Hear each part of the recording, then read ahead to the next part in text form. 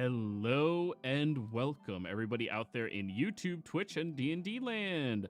I hope you're all having a fantastic day today. Before we jump into the action, don't forget to like, comment, subscribe. All of those things help us out tremendously. If you're interested in supporting our community a little bit further, consider becoming a member here in our YouTube channel. Memberships start at just $2 a month, and you gain access to some really cool emotes. Lastly, if you are interested in joining any of our campaigns, like this one, we do have open slots available. Be sure to reach out and let me know if you are interested, or go through our Patreon, which is listed down in the description below. Now, without further ado, go ahead and give us that recap, Vindir. Okay, so our last session started off with us settling in after a month of downtime slash a walk down memory lane for Liara. When we all settled for the evening, Vindir got a vision from who he suspects was Jonas. Jonas was called into a council with Arine, Aceso, and I don't know how to pronounce that other name. Alurachin. Thank you. Yeah. And they were debating on what to do with our party. If they should take care of us, take us out, or to not be involved. They decided that they are not going to be involved. That they're going to let the tier 2 gods figure out what they want to do with us and let mortals and the realms decide their own fates.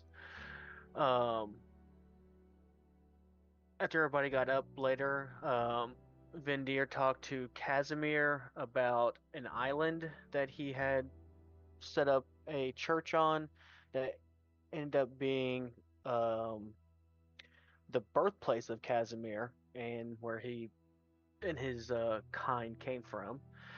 And Casimir just told Vindir to kind of let the natives be natives and be respectful. Then we all decided to head off to the library so we can figure out how to deal with Liara's tether, because if she dies, there is a very good chance she goes back into that void, and we would be more than likely helpless to get her back out a second time. Some leads were found while doing some research, and we sent a message to Lady Teresa to see if she could help us get an audience with Dorzen or people of his party. Fortunately for us, Dorzen was able to come meet us. So a gate spell was created, and he stepped through into the library. We asked him for help. He was hesitant, wanted to know why we killed the Changebringer and have brought so much chaos to Exandria. Through a lot of talking and negotiating a little bit with our words, Dorzen decided to basically flip a coin to help us or not, and luck prevailed. And he told us the ritual and the materials we needed to break the chain or break the tether and reattach it. We know that we need a diamond worth 20,000 GP. What else? We're gonna need a lot. We're gonna need to find a druidic person, correct, Joey? No, a persuasive person. Persuasive. We need to find a charisma-based caster, basically. You have the wisdom, you have the intelligence, you need a charisma. Yeah. We need Gimli Hendrix. And we have to wait until the heavens align just right, but that's supposed to be happening in, I think, 10 days or 3 weeks or something like that. Just over 2 weeks. Just over 2 weeks. Oh. And that was basically where we ended. So, after Dorzen steps away, you all gather back together. Change your display name, Getting and getting Liara. But during all of this time, something far away was taking place. The air trembled with murmurs, the first whispers of anger threading their way through the minds of Exandria's mortals. Small at first, like the brushing of leaves against a window pane, then rising, swelling, until they became a chorus of discontent. Mothers clutching children, soldiers tightening grips on swords, merchants slamming doors against those who refused to pay tribute. Each thought, each pang of rage, each whisper of betrayal reached outward. And somewhere beyond mortal sight, beyond even the veil of life and death, it brushed against her. Her eyes opened to the echo of fury, black pools of nothingness flecked with the fires of combat, a reflection of the chaos she had always craved. She felt the tremor of Exandria beneath her, the pulse of every enraged heart, and knew the world had awoken her. She rose, her form immense yet disturbingly human, feminine, divine in her proportions and features, strength sculpted into perfection, eyes glowing with the promise of battle, armor seemingly wrought with will of conflict itself, yet moving fluidly with her body as though alive. The first thought that pierced her mind was a blacksmith's rage in a small town, split by the clash of ideology and trade, now spark threatening a wildfire of rebellion. Hammers clanged, doors were barricaded, and her presence seeped into the molten heat of the forge, magnifying every grumble into a war drum in her mind. From there, her gaze swept over Exandria, over to Zodiac. She found a place, once a place of scholars, and quiet stone streets now roared with citizen anger. Guilds of artisans and mercenaries alike argued over resources, shouting over empty marketplaces and the burning scent of ash, as if it's just barely not here yet. Each word a hammer, each gesture a nail, and in the coffin of peace. She smiled softly, a cruel and knowing tilt to her lips, for their fury was her summons. And then she began moving back once more. She saw a city burning with awareness, a city's militia clashing with traveling forces, their cries of betrayal and vengeance painting the skies with anger. She saw fathers urging sons into combat, sisters spurring brothers to fury, and every thought, every spike of resentment resonated within her chest, as though the world itself were a drum beat and she the drummer. And even so, further past all of this, she kept moving, prowling, basking in the glory of this magnificent occasion, rediscovering her name in what event was taking place. War.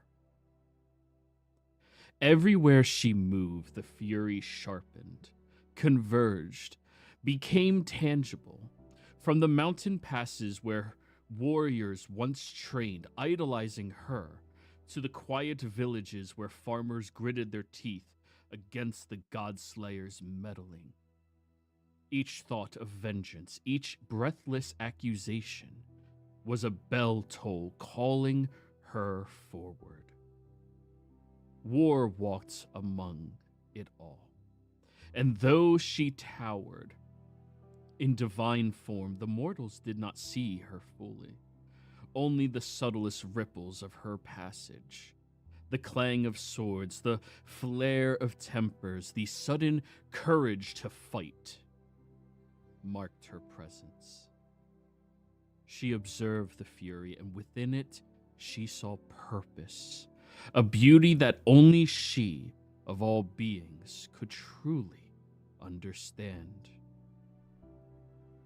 Her steps carried her to the border of Korth, where angered seethed against the mountains, where mercenaries sharpened blades and priests invoked judgment, certain the Godslayers' deeds could not be unanswered. War's lips moved, forming a whisper. She spoke, not aloud, but within herself.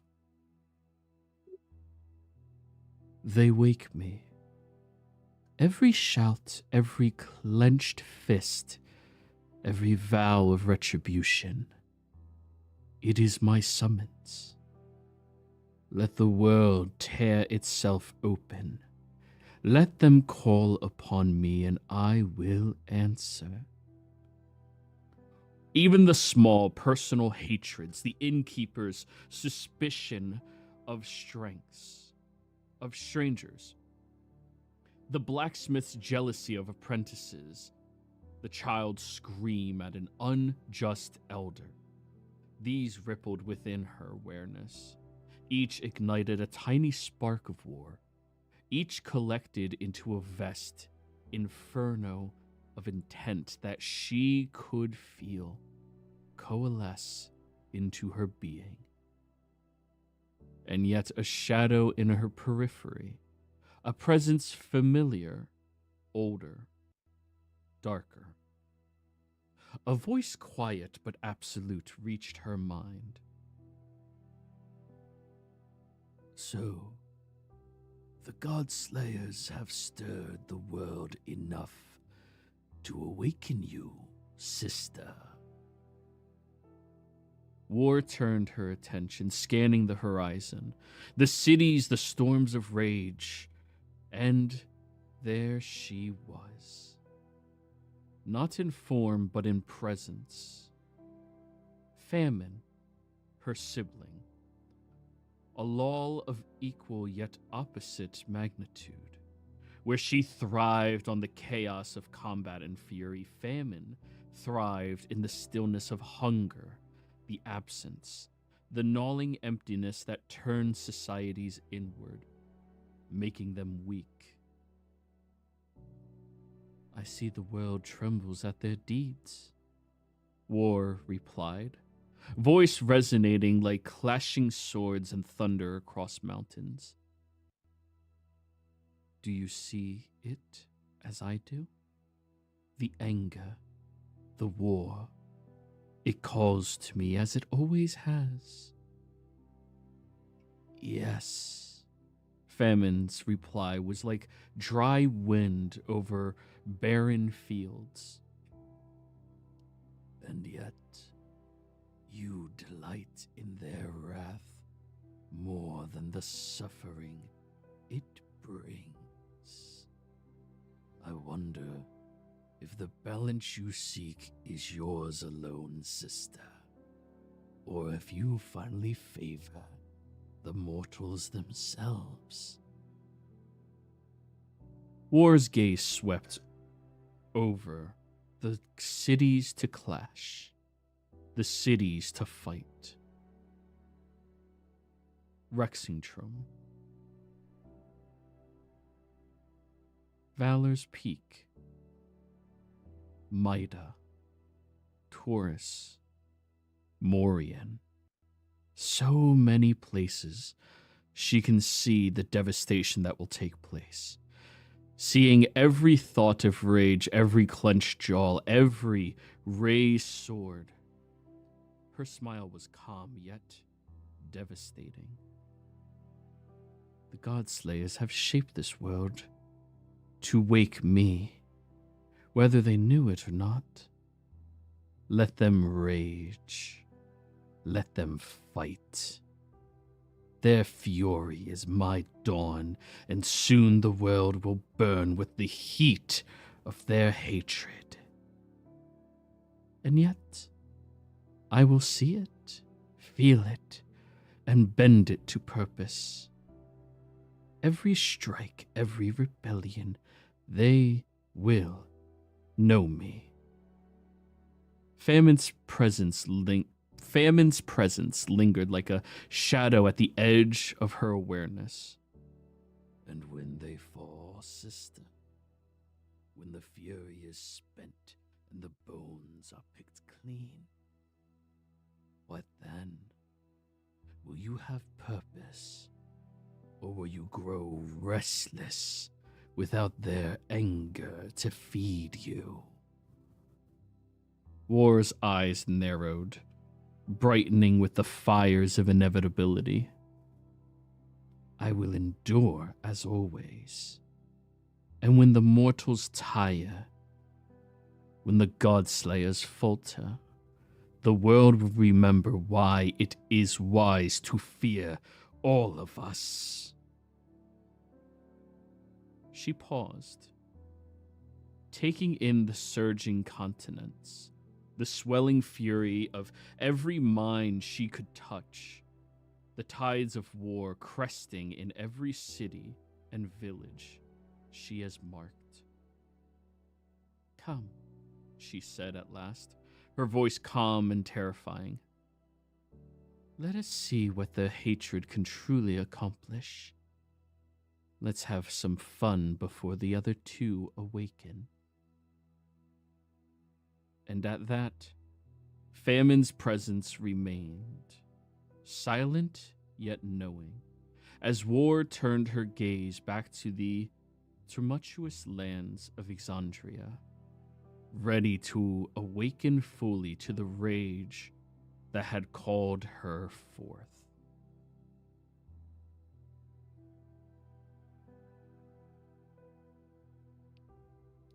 As you all are meeting back up, you were conducting a little bit of research as well, because, I mean, you had some time. Why not?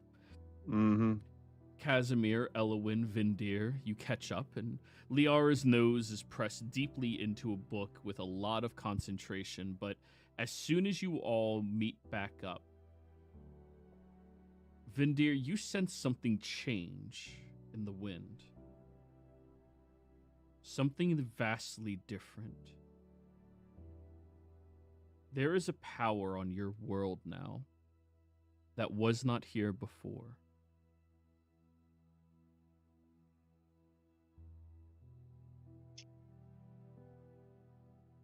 I don't know how to explain it, but something strong just entered Zodiac. What do you mean? Could be one of the laws. I don't know what it is. It's just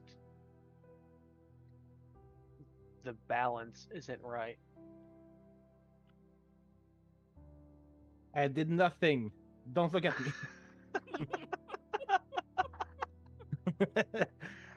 Let's go to the portal.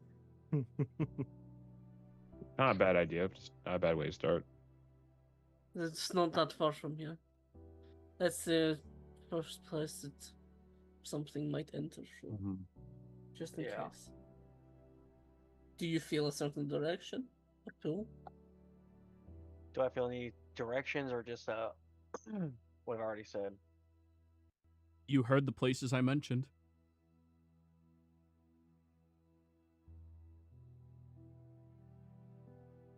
Right? Yeah. Okay. We have a few. I mean, would anybody super strong be going to the bridge burners? Super strong, you say? I mean strength as in overall, not just Oh, pick up heavy things. you got my hopes up. Why'd you do that? Anyways.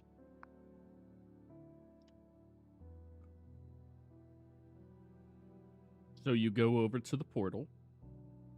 As you are getting closer to the chamber, you see there's a few librarians that stand between you and where you could be able to see into the portal. We regret to inform you, but we cannot allow you to utilize the portal at this time. Did it Why? just get used? Because we are abstaining from the war, and if we were to allow either party to utilize our portal to and from any of the other realms, then that would be us favoring a side. Unless you let everyone use it. No. That would destroy the library, and that would be even more stupid. Bad. Out of character, is it possible to move the portal? Like physically move it? No. It is a fixed location inside the library. Each of these legendary libraries are interconnected between one another on different realms. Okay.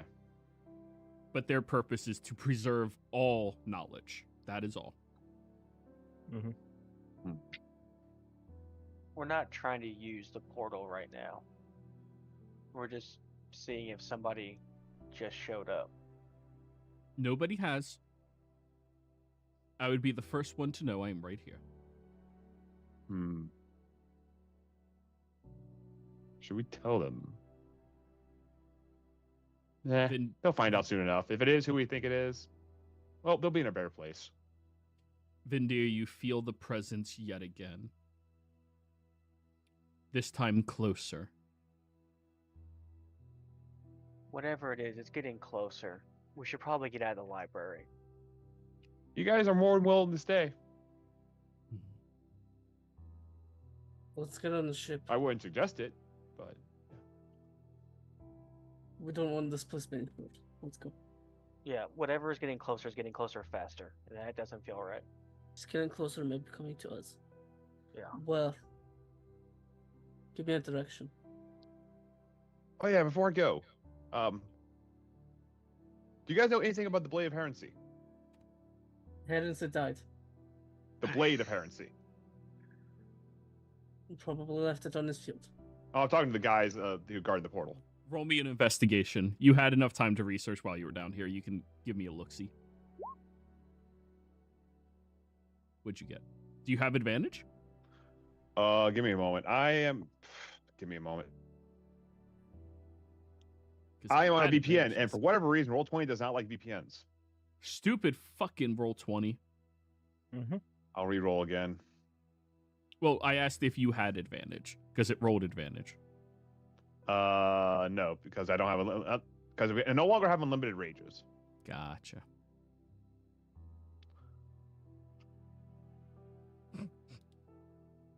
Not legacy. There you are. Rage investigation. I could actually. I that's- probably will since like, That's why I was we asking never you if you have. would've. Yeah, might as well. I'm just gonna do it. Let's do rage investigation. You get me the the 27. It's a simple mechanic that you would have been utilizing anyways if you were Yeah. prepared. So Yeah. you use it. So, you were looking at the Spear of Heresy? Blade of Heresy. The Blade of Heresy. And if I remember correctly, that is It's the buried. blade buried that is capable of slaying a god. And dwarfen. It's rumored to be made of dwarfen steel. Oh, yes. So, That's the part I'm more. People are gonna be like, wait a minute, they're getting more god weapons. Like, no, I just want dwarfen steel. I want to melt them down to put them inside me. So, the Blade of Heresy, is a very unique weapon that was made out of the spine of multiple different godly entities that Heresy managed to kill and then converge into his own blade. It is believed to be meant to be wielded by Heresy himself and would always be attracted back towards him. If you could get close enough to it, you would be able to feel its presence if you had an aspect of Heresy on you. A physical manifestation of Heresy or something blessed by Heresy. Even his feather. So it's drawn to heresy, and if we had a mark of heresy, we'd be drawn to it as well. It would be drawn to you. Well, yeah, you would have an awareness of it. And if only you guys picked up a feather when Heresy fought and died inside of the battle. Or the games. We weren't allowed inside. No, afterwards, right? I wrote down that you guys took one of his feathers. Oh, Yes. I might have it somewhere then. I Yeah. did go investigate the battlefield because I wanted to find out what happened with Gavin. So I Yeah, just yeah, went yeah. out. That's Who's when I Amir? wrote it down. Yeah. Who's Heresy? Oh. Heresy is either a T1 or T2 deity that we met a while ago. I'm pretty sure they're tier 1. They're dead. Hunger Okay. killed them. The law of hunger killed Heresy. This is Heresy over here. Look at them. Aren't Yeah. they so regal and magnificent and look like such a kind god? Mm-hmm. Tier 1, bad guy. The worst. So I'm going to talk to Casimir. Hey, Casimir, you got that feather, right? Heresy? What? We can use that to find his blade. Okay, good to know. The Ice. blade that can kill gods. Yes. Okay. These Maybe you were in- fists can kill gods. Yeah, I know, but maybe you're in the bathroom earlier, but we're trying to stay low right now. And not put more god shit on the radar. I heard it's made of dwarven steel. That's kind of I'm more interested in that aspect than the god killing part. I love how you're telling the guy who literally ripped the god's arm off and skewered them with it. Yeah, maybe not a weapon. Yeah. I believe Elowen is trying to do some magic-y thing for that specific piece for you. So I don't think you need a weapon for it. It's just that since we're staying low, we might not do it right now. And again, think of what we just heard. Something is on this world powerful and is coming towards us. I've On heard the that. ship. So, Working as on you all begin getting onto the ship, I want all of you to roll me a perception check.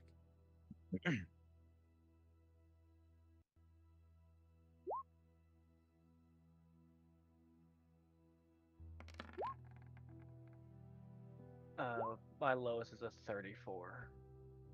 So 36.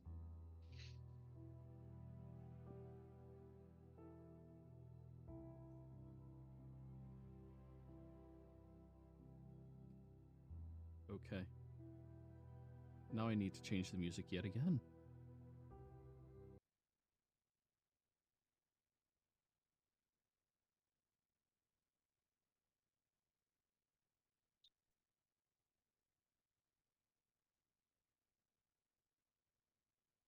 Vindir. Oh, wrong one. As you all are gathering up and heading onto the ship,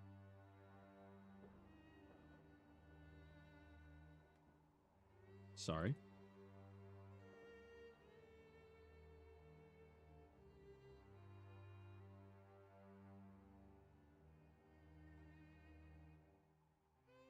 You feel that unsettling presence. Whatever this thing is, it is far more powerful than anything you've been in the presence of previously. Aside from hunger. When you turn and look through the crowd, you notice there's two individuals moving through it currently. They're not minding their own business. Now, quite a few people are always interested in you guys. I mean, come on, you're you. But these two have eyes that are not natural. The first one, file loading. File is loading.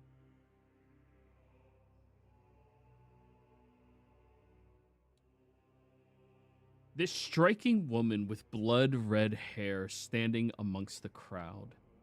Her armor is ancient, worn, completely riddled through by eons of battlement that has taken place and scarred its way into it.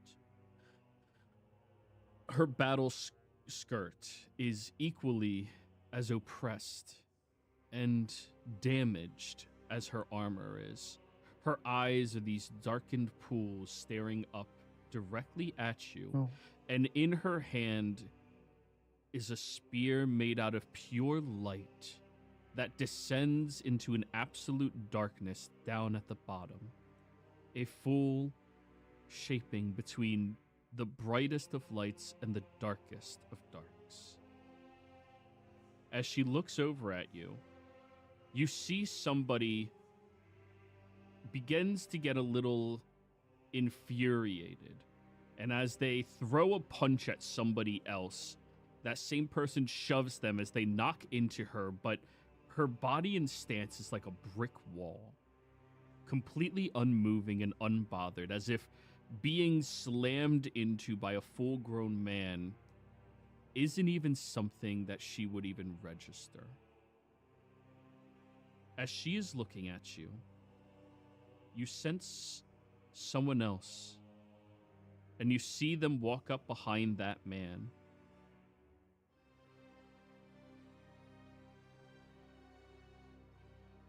Sorry, file is still loading. There we go. The woman that steps out from behind this red-haired individual simply places a hand on the man that had bumped into her sister. You see this sickly, skinny, frail individual, clothes looking like they were worn by urchins for centuries, dark expression, and even just touching that man, you watch as he collapses to the ground, all liquid and all nourishment in his body evaporating from him as he dies of starvation. The two of them are simply watching all of you as you are getting onto the ship. Vendir, you seem to be the only one aware of their presence.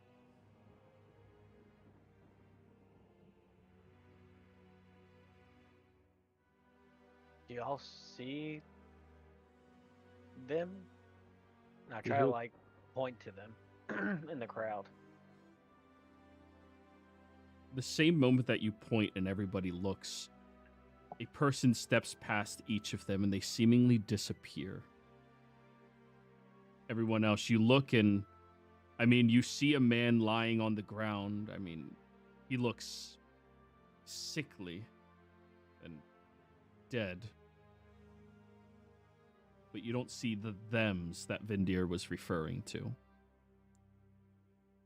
Do you mean that whoever's sick or dying or whatever, get on the ship, we need to move? Yeah, Jesus. Let's get out of here. As you begin ascending up to the ship and flying away, Vendir, you see them once more amongst the crowd as you start to notice the people are becoming more unruly, more aggravated.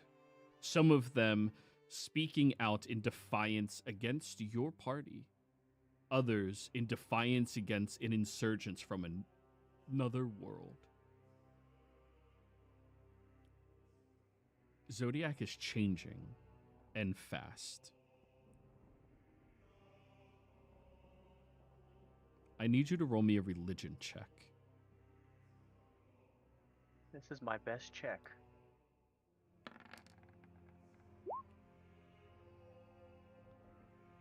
$46.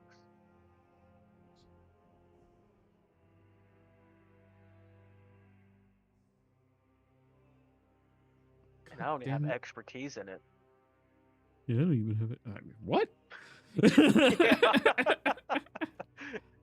Yeah.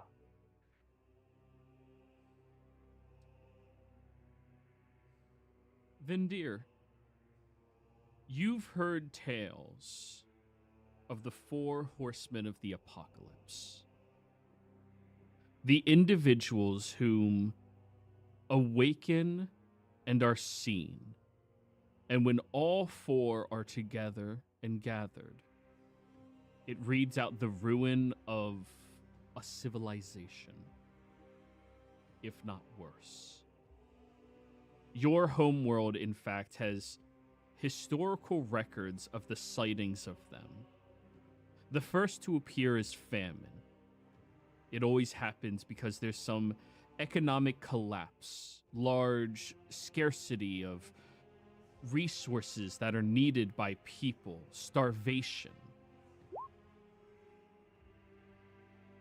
And after famine is war, where the rebellion of those without, or those who want something, idolize something, and are willing to die and fight for it, begins to appear as well.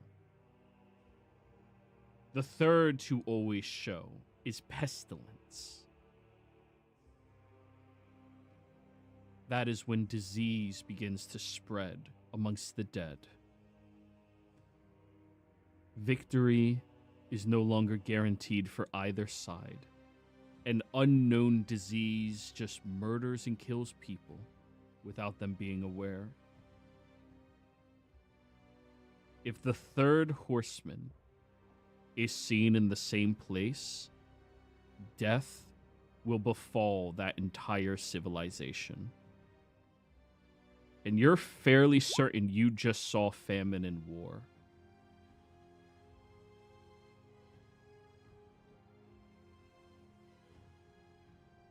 All right, we're not stealing specifically from the Book of Revelations, just a little bit. Yeah, you're good. You're good. It's the most reprinted book. There's going to you could pull from whatever you want from the book. Oh, I pull. I pull. Wait. Phrasing? Everybody's got it. Everybody's got an end. Oh my. Yeah. Everybody has an end of the world book. Yeah, and to be fair, the horsemen are pretty damn epic. They are. Casimir, I think Zodiac is about to cease to exist as you know it. That's a little bit cryptic. What? I'm pretty sure I just saw war and famine walking the streets. That's in the laws. Yeah. Are you certain? I wasn't when I saw them, but now I am after thinking. Shit. Yeah.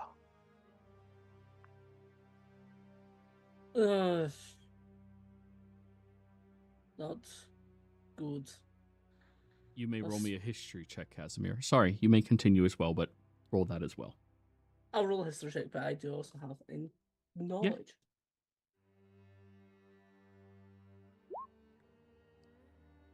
You recall the last time that 3 of the horsemen were on Zodiac. When was that? Was that during the War of the Zodiac Gods. Yeah, which is when 100 years ago. Less than 60. 60. Gotcha. Yeah.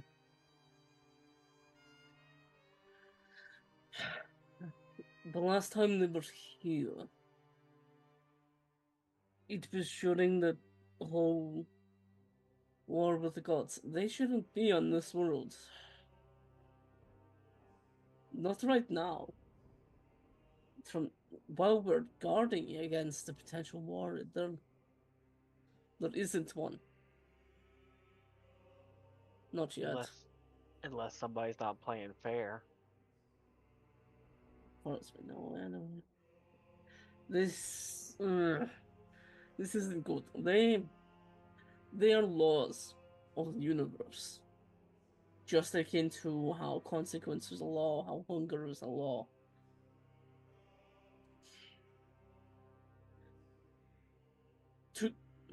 To give context, famine can kill hunger.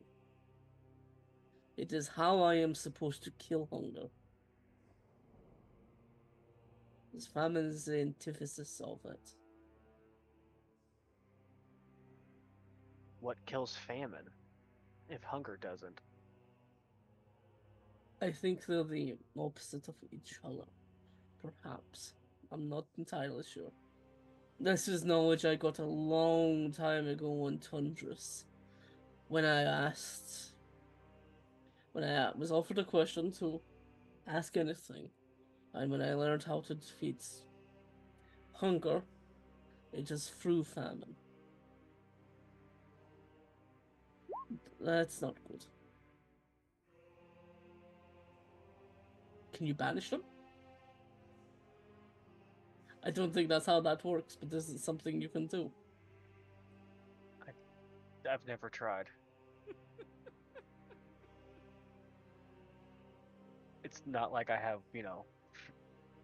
laws of the universe walking around. Usually. Joey, can the rest of us feel them?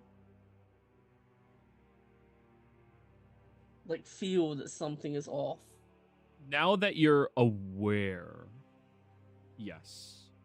You can feel this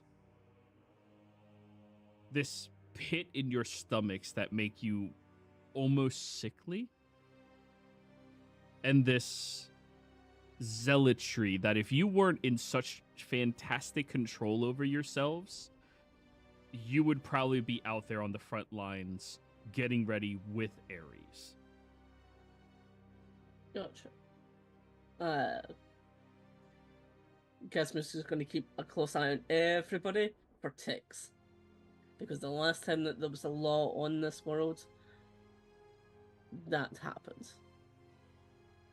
Oh, you're going to hate famine. Right now, everybody, you kind of forget that you need to eat.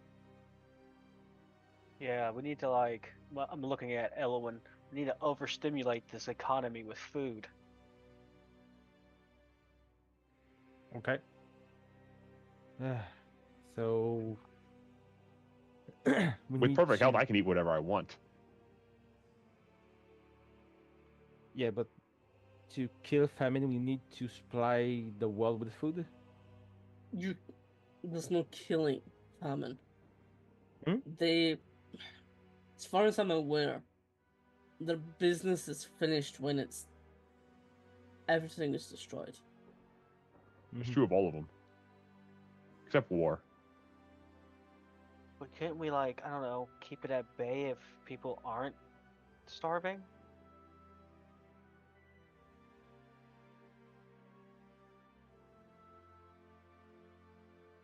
I have no idea. No, neither.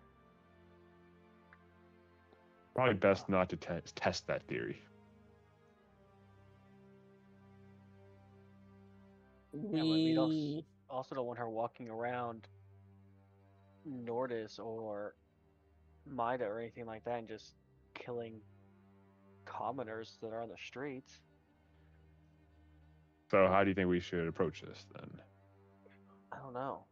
We beat Consequence, but he's not an apocalyptic law. We did beat a demon that was apocalyptic level.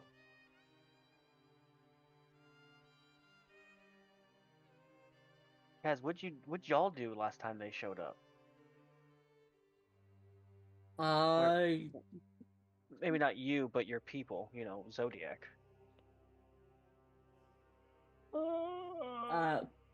Joy, what did I know of that time, knowing that I was under my lord's service as a soldier?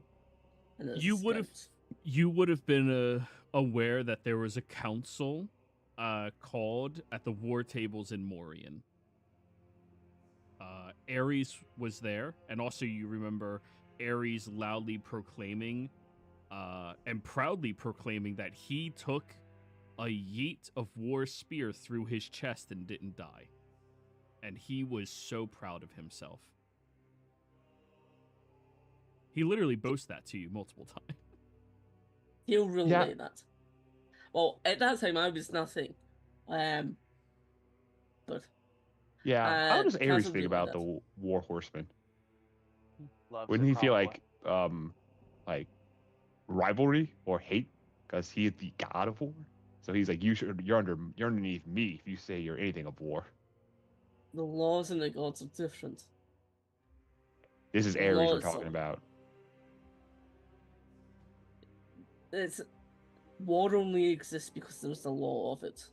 He can only be a god of war because the law exists of it. Yeah, if anything, like If anything, the this is law what of he war is. is his mom. Sort of. It's or something that Does he Ares see it aspires like to. that though? I don't know, but right now I think we should go to Morian. Okay. We need to get the information out there, if this is what you truly saw. Alright. Convene a council, perhaps? Oh, we're gonna see Nubo Jr. again. If war and famine are here, and are not just for a temporary visit, war has come to Zodiac. And I think that's As it- about as Go ahead. perfect of a cliffhanger we can do as we go on break. Sorry, I want Wyatt to get in on this, and he said he'd only be 30 minutes, but he's currently late. So hopefully after break he'll be here, right? Anyways, Yeah. be right back. Perfect.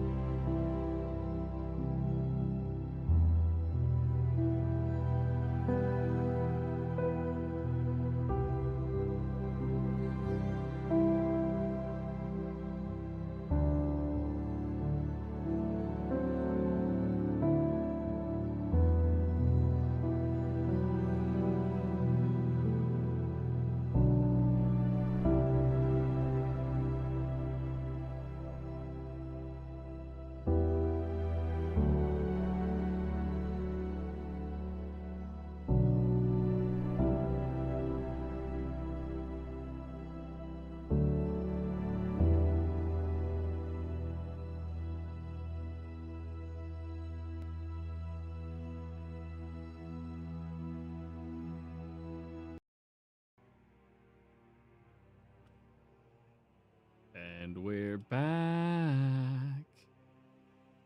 So, everybody, you were just flying away after seeing famine and war. As you were sailing high above the clouds,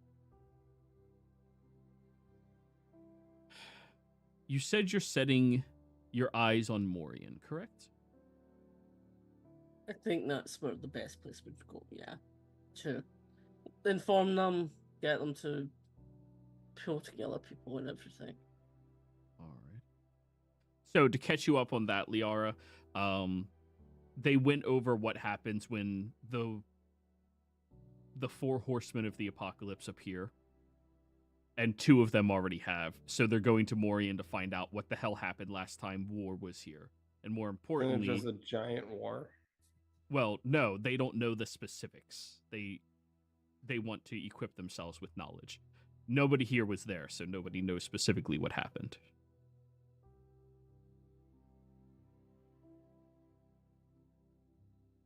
So, flying your way over to Morian. It'll take you several hours to get there. Everybody, you can long rest on your way. Mm-hmm.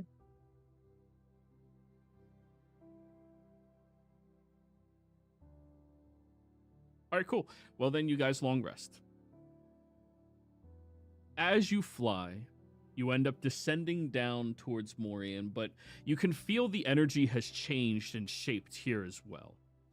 Some people in the streets applaud you as they see you, congratulating you all on being able to destroy those false gods, thanking you for it, swearing they will defend, they will fight for Zodiac's supremacy, while others are scared, begging not to go into a fight like this, asking why you would ever go against the divine. And the city is just so lively and, well, split on what just happened, what was displayed even to them, not just EXANDRIA.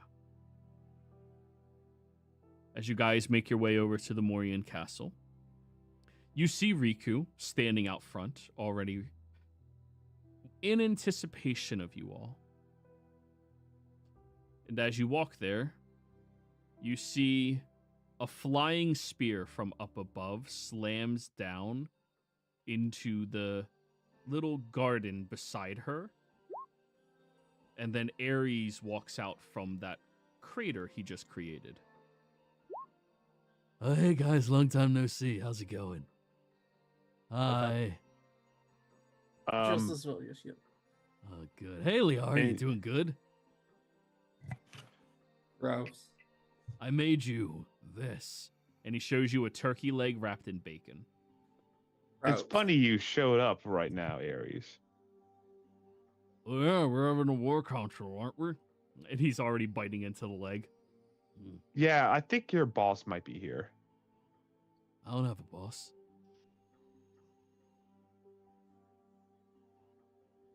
Think long and hard. No. Okay, true. I'm giving you too much credit there. Let us go to the table. War is here. Or what we think is. And you needed to say that out loud where people can scry us. Yes. When I read about war being here, didn't war punch a hole in your stomach? Oh, yeah. And he rubs his hand over that area, and you see he still has a scar all the way across.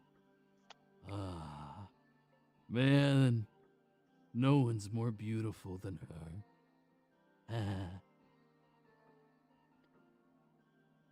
You've tried to court her, I guess? What? No. That'd be like trying to court the stars. All you can do is bask in how beautiful they are and pray one day you're blessed enough to reach them. Count me shocked, Ares. That actually sounded romantic. Coming from you, that's rare. How the fuck is that romantic? I said I'm not gonna do her. And he just starts walking inside. Because it's falling. That's where he's saying, like, that was very poetic of him. How did he manage that? Yeah. So, walking inside, you make it past the vault room where the room war currently is. As soon as you get in there, you see multiple different other individuals have taken their seats here, leaders of communities across this realm. As you can see, there is Ariel, who is being accepted in the war room currently. Ignatius is here as well. Desmond is here. And Ares is here. Everyone, please take your appointed seats.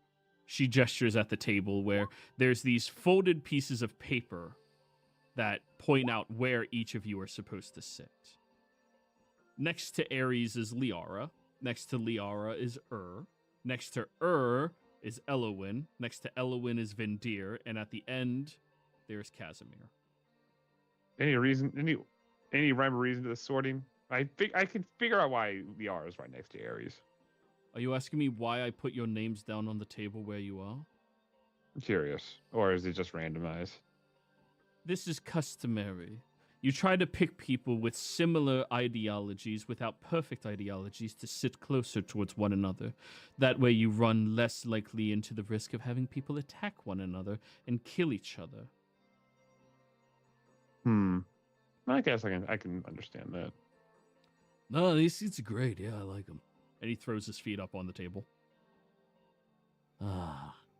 Hey. How's she look? You talking about war? Yeah.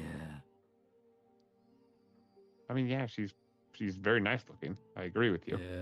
Yeah. What are you talking about? She was hideous. Does she look strong? No, she looked frail. No, that's Famine. Yeah, that's what I'm talking about. You're looking at Famine. Yeah, this is Famine. The ginger? That's frail to you? Yeah. She's sharp-featured, sure, but, like, I would not say frail. He looks dead inside. That, yes. That you can say. Yeah, 100%. Because also, I mean, we are sitting next to Liara, so, like, dead inside, those eyes, yeah. By the way, Liara, I have to say, I kind of like your new body. Suits you pretty well. Don't talk to me. I apologize, Liara. I would have stopped them. But we're whisper buddies. You're a cat. Don't apologize. What? He's a cat. You're a cat? No. Look at him. That's definitely a cat. Wait, I've never seen more. Oh, I thought it was a bug. Wait, but okay, I can kind of see. Yeah, wait, I'm a bugbear. Could you? And he reaches behind him and pulls out a small crate. Could you sit in this? Come to meow. Watch how it sounds. Yeah, meow. Can I? Yes. Will I? No. What if I offered you immortality? You Well, offer dude, me it's a enough. fucking You offer scam. me you offer me the location of where I can find enough dwarven steel to replace my skeleton. I'll do it. I'll give him the dwarven steel right now. I can do it. Just meow for him. I don't believe you, Liara. If there's one thing I can trust, no matter any reincarnation, it's this obsession with me being a cat. I will never agree with Ares unless you meow. Come on. Yeah. I said I need the location. You don't have to give it to me. We're supposed to be besties. I will make it. No, you won't. You just won't. Actually, it's very easy for me to make. I've done it before. Yeah. In vast quantities. Yeah. Everyone, may we begin the council? Yes, please. It sounded like you had something to tell us. What was it, Vindia? That's a cat. Thank you, Liara. As usual, your wisdom knows no bounds. War and famine are here. Immediately, everybody's expression hardens. Except Ares, who just smiles a mile wide.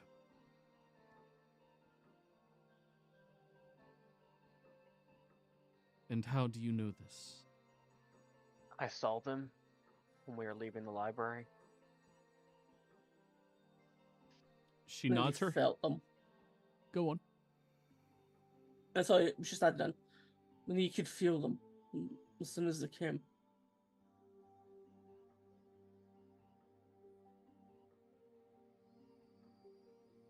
Did anybody else feel their presence?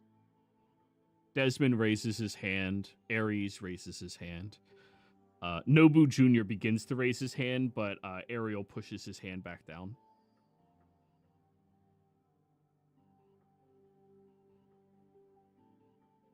War and famine. And how do you know it is them? I saw famine already kill somebody by just touching them.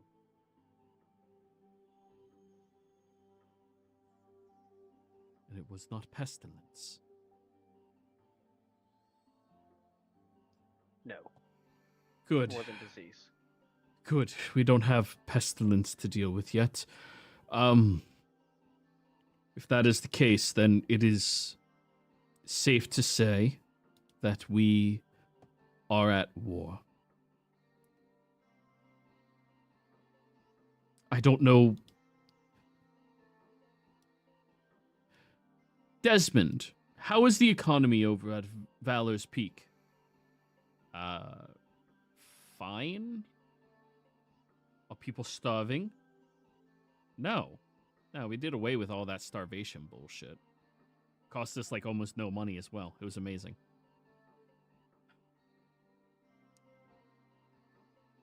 And how about for your city, Ares?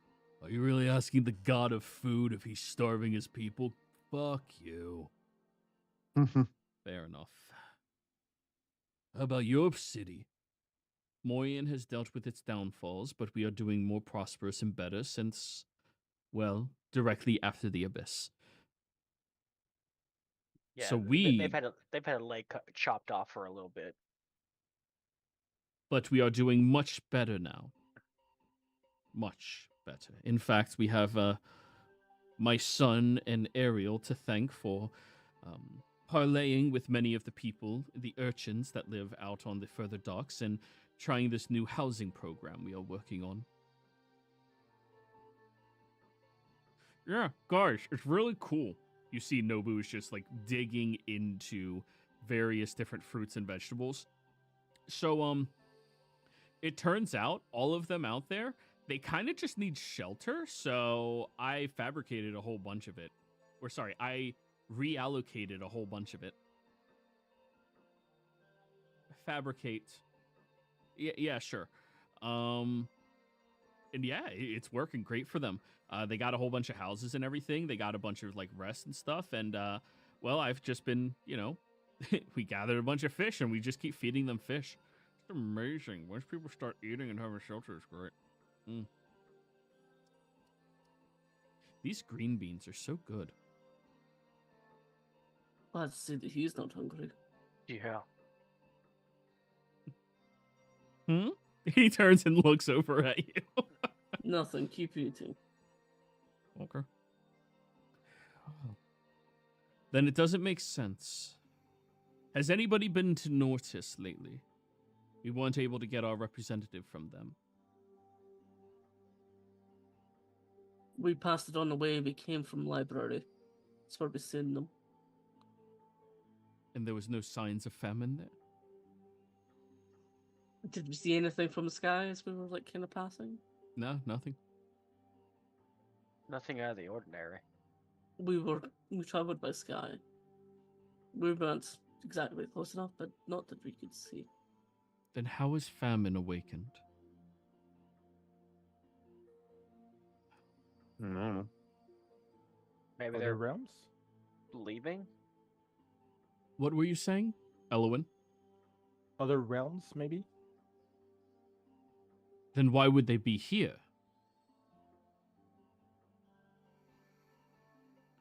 This doesn't make sense. Well, when they were last here, where'd they go? When last they appeared first as War. She came here to the meeting that we had. And then we had famine, positioned outside of Leolis, as people were dying and starving. It wasn't long after that we saw Pestilence, who began striding from Sotide to Mida, destroying everything across its way. We just barely got the glimpses of death before, well, stopping the need for any more death to arrive. We killed Leo. Okay, but war, famine, and pestilence, did you see them leave, or they just stopped being around? Desmond. Yeah. So I've conducted a lot of research on them after the first time I saw them. They don't physically exist until they are manifest. They go to sleep, they slumber, and wherever they are awakened is where they go. Think of a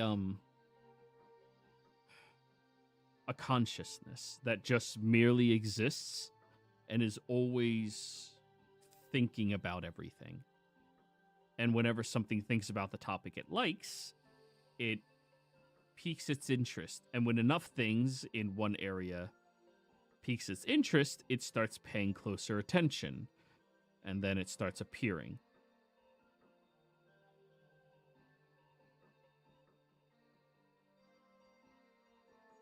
Wyatt, are you falling asleep? My man needs coffee.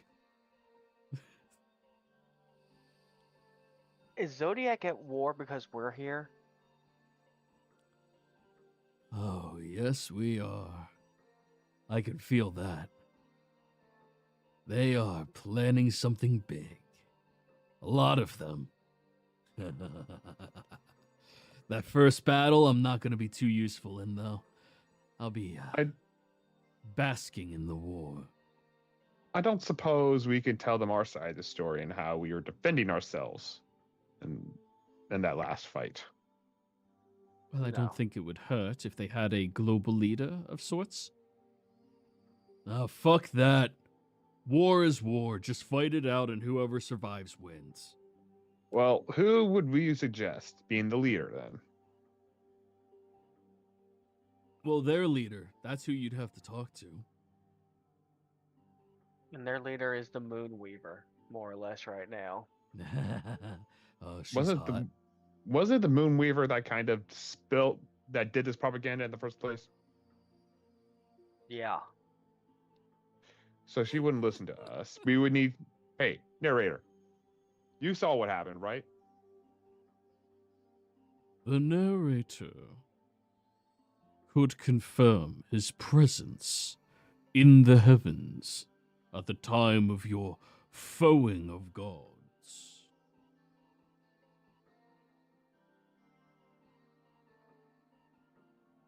You can confirm that what we did was self-defense.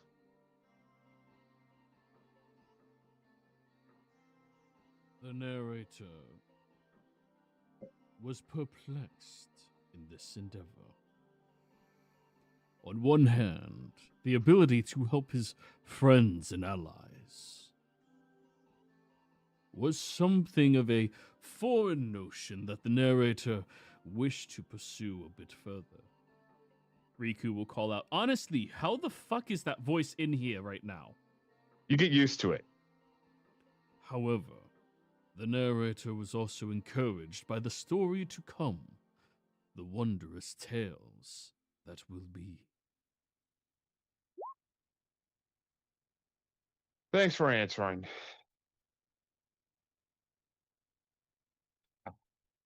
Okay, let's talk to the Moonweaver. At the very least, we can figure out why the Moonweaver's doing what they're doing. Because he wants us dead. Yeah, we're a threat.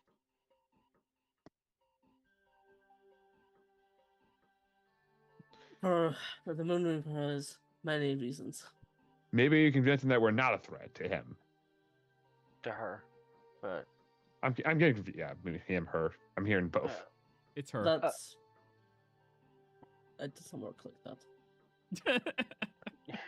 It can't hurt to try. my question is, if we leave Zodiac and go somewhere else, will that keep Zodiac safe? No. I mean, only Kaz is from Zodiac.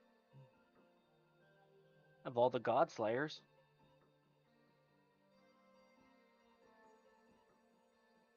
Oh, that's a good point. If they find out where you guys are from, they might attack there yet. Oh. Oh, that's a lot of war. Hey, don't worry, her. He reaches past Liara to like tap you on the shoulder. I'll be there for you, little kitty. I am not a cat. And and hopefully, outside the people in this group, nobody knows where I'm from. I don't know really where you're don't. from. I know you know where I'm from. Yeah. Do I? Thought you do, but I'm not. If you don't, I'm not going to tell you. Yeah, good call. Because I don't really go around as much as I air out our laundry. I don't do things like that. Like I haven't really said where I'm from. But I mean, like, how am I going to defend your people when war gets there?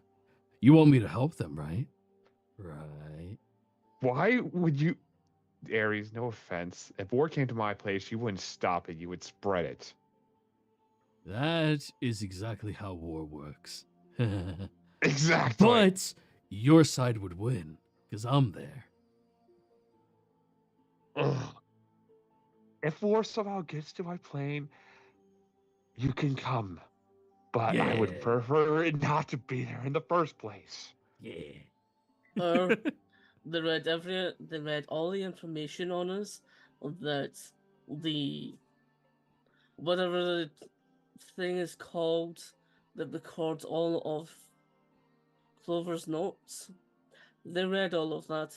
It was included in the recording. They spoke about Niraduru. They know what happened with Niraduru. They know. Well, But they're also gods. yeah, but gods aren't omnipotent. Does Ur's home have a god of war? God damn it. The narrator could confirm there was no god of war, for hunger consumed it last. Oh, bitchin'. Hey, I'll be your new god. Ares, I do not worship the god of war. I'm sorry, dude. Do you fight in a war? I mean, I prefer not to. Okay. Let's be a serious kitten here, okay? I'm not a cat. Liara, why you have to get him in on this? But seriously, if there's a war on your world, are you saying you won't defend it? I'll No. defend it. You have honor, so you'll fight in the war. That's all I the fight- worship I need. I fight when diplomacy has run its course. Yeah. Diploma. Yeah. I got one of those.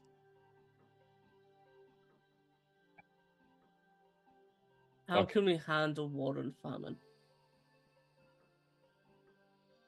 How can we resolve this? Aren't they laws? Isn't it impossible to deal with them? It isn't impossible. It's impossible to kill them. However, in the research that we have conducted, we found out what initially got them to leave. And that was when war stopped needing to exist here. That was when war went back to slumber. And for famine, after the war, we went out of our way to show empathy towards our enemy, those that survived. And we gave them nourishment and food that was required of them. Famine disappeared. Okay. Even if our I'm not sure how it went away. Even if our presence explains war, our presence does not explain famine. Because in order for famine to exist, war has to happen first. That is where I am perplexed as well. I have to assume that it may be both worlds, considering it is Exandria that is at war with us, and if we are here, I don't. Vindir, does it feel like they're growing closer again? Insight check, Vindir. Okay. Oh, where's my character sheet? There it is. Because it seems like they came to us at the library. Is it the same? Are they following us? You don't sense that they're closer. You sense that they've moved from library. They're somewhere further west.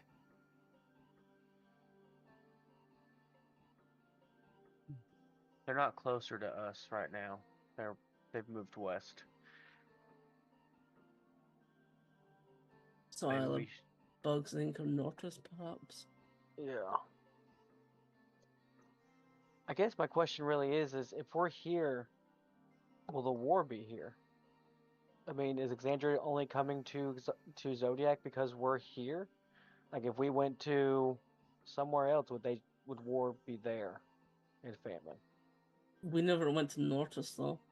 And yet they are going. I'm just trying to save Zodiac from... I understand. I'm saying this to try to help. That's a place that we didn't go, and if they are heading that direction, it's not somewhere we met. So, the typical strategy when your home is being invaded by a foreign entity is to be able to gather your forces in defiance and defense at the locations where they were going to be intercepting your soldiers first. You want to be able to be sure that all of the locations they can easily seep through, they will be met with an equal and fortified force that be capable of handling them, meaning they would have to use guerrilla tactics and warfare in order to circumvent all of that and get to their destination where they need to be in order to attack. If I was all of you, I'd be looking for those stress locations, the places that would be ideal for them to attack first and foremost. It's honorific of you to, want to stop them from attacking us, but war's already here, baby.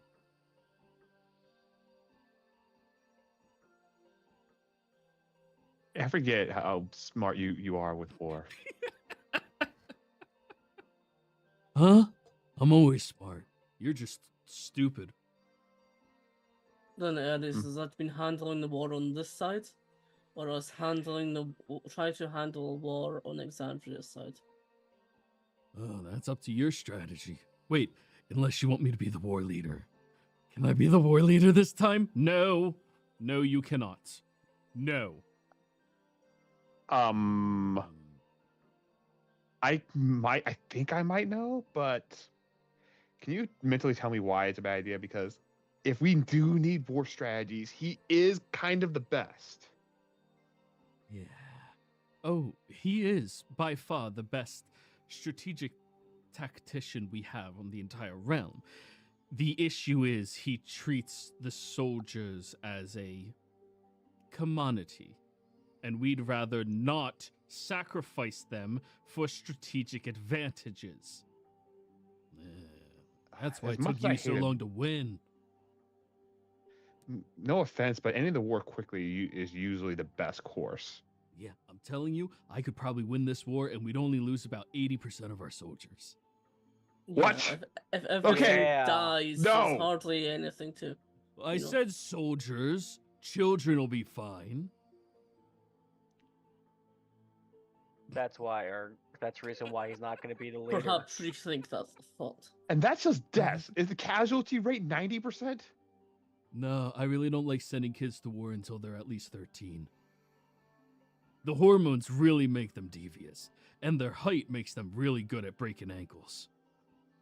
Gosh. Okay. If we are literally against an enemy that does not care, just feeds on us, we'll put you in charge. And I'm talking about an enemy that literally we cannot negotiate with that just wants to kill us. don't make promises to gods. I'm Especially immortal. I not- can't make promises on behalf of gods. I'm just Especially once speaking out You don't have in authority to hyperbole. that. I have no one vote. authority. I have one vote. And my vote does not mean shit. No offense, Aries. No, you have a seat here. Everyone, right? Riku, you said that.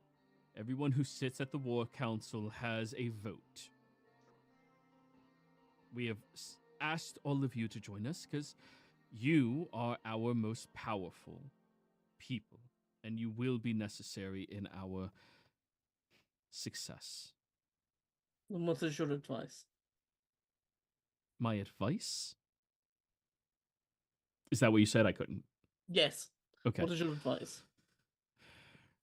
Ares has already fortified the portals into our realms that they are most likely to circumvent, attack us at. If I understand their culture and community very well, if they are being led by the Tal'Dorei Alliance, they will go after our control points. Our major cities of interest will be the targets next. The ones that have the largest influence and the ones that have the largest protections. Perhaps they will get close to them without attacking first. I first would be concerned about the bridge burners or Sotide, as those are both located right next to our two most important hubs, or three: Morian, Maida, and Valor's Peak. Taurus is really important as well. 90% of the people that live in there are soldiers. If they want to attack that, yeah, Texas. Yeah. Good point. Just so you guys are aware, Taurus is Texas. If you're going to attack America, that is the dumbest fucking place to attack. You're fucked. You lose. Good point. So, perhaps they will come to our cities directly if they believe their forces can overtake us, or they will try to fortify one of those other locations. But how would they get here? I mean, they could send individuals here utilizing plane shifts, but that wouldn't be enough for armies to attack and circumvent. Ares raises his... Yeah, go on. I'm just going to point straight into the air. They can come from up there. You mean with sky ships? Do they have sky ships there? Oh, we don't know anything about our enemy, do we? First off, yes, they have sky ships. I looked into it. They had them before we had them. Really cool stuff. Secondly, you would need a spelljarmer. Spelljarmer? Spelljammer? Jam. Why would you jam a that doesn't make any sense. That is a stupid fucking name. Yeah. What are you gonna do? Maybe it's somebody's last name, and that's why it's named that way. They got made fun of during school. They're definitely a wizard. Yeah, that checks out. So, a spelljammer is what they need to be able to travel through. Okay. Well, if that was the case, how long does it take someone to approximately lay siege to our realm from theirs? She looks at you guys as the only experts here on spelljamming. How long does that take? Survival check. Do we have advantage because this is something that we're used to? Sure.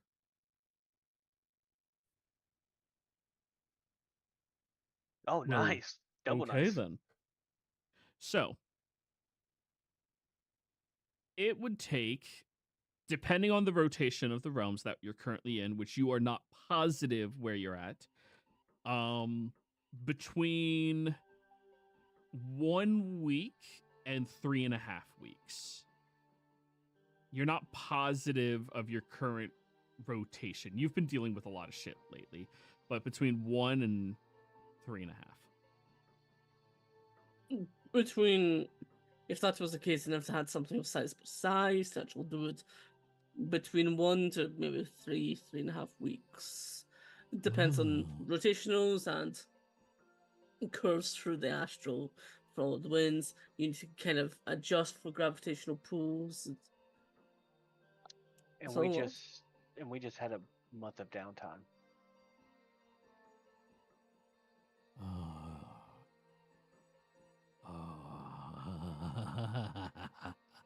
If they were to come through, they would need to have organized themselves immediately for that. I know, but that's my. Regardless, I mean, they could be here now, or in a week. Roll me a D100. I'll do it since I brought it up. Okay. 78. Yeah. If they are to come through on a spelljammer, that's terrain that I don't believe that they are well adept in, whereas we are. So we fight them in space. Oh Oh, God. wait, I can't get my soldiers in space. Oh. They also couldn't use theirs efficiently there. Probably, anyway. Yeah, that's lame. Let them down here. No. I would rather you meet them in kind and force up top. No offense, Riku, but we have not voted on who's in charge of the War Council yet. I understand this is your home, but we need to figure out who is the leader of the War Council. Ares raises his hand. Me.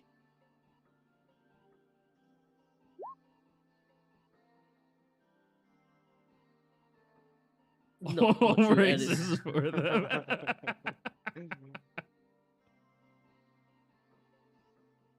Well, then, allow us to vote, shall we? All right, let's vote. Who are we voting on? Out of character, I'm letting you, Fork, do the voting instead of the NPCs. So, who's in charge of the War Council? Who's in attendance? The narrator. And is there all the things we need to vote on, or is this the only one? This is the primary, biggest thing.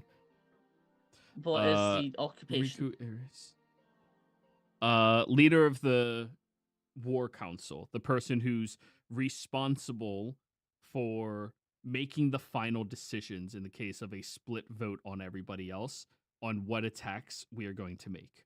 Also choosing the rally points and choosing battle locations if you go on the offensive.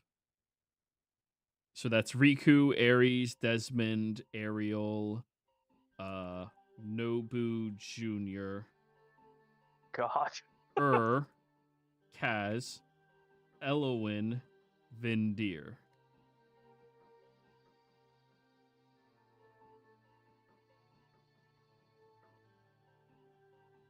Oh, these options suck.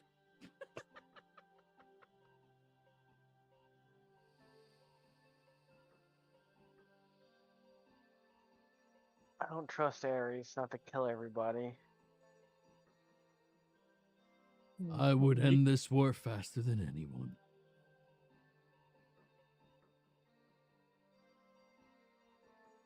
Rico has a formidable mind, and she has experience in a war prior. A war that we were successful in, though we took heavy casualties, including her herself. This is not a nomination, it's simply stating something. We need representatives from the other locations. Well, we haven't been able to get anybody from Nordis down here. Do we have word from anywhere else? Beyond No. Taurus, with Ares here. Library is objecting, and I am the representative of Taurus. Thank you. And you're the representative of the Underdark. Well, it was you or that Marisol girl. Interesting. Cash like, fuck. She's not gonna like that. Something to deal with in the future. Yeah. It was one of you two. What about you, Desmond? What? Me? What would you do if you were in charge?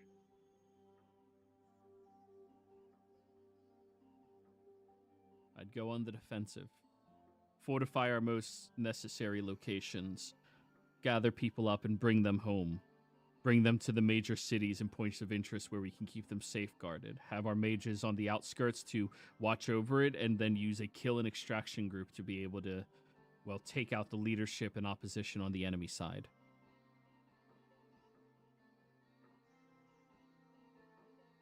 See, I like that answer.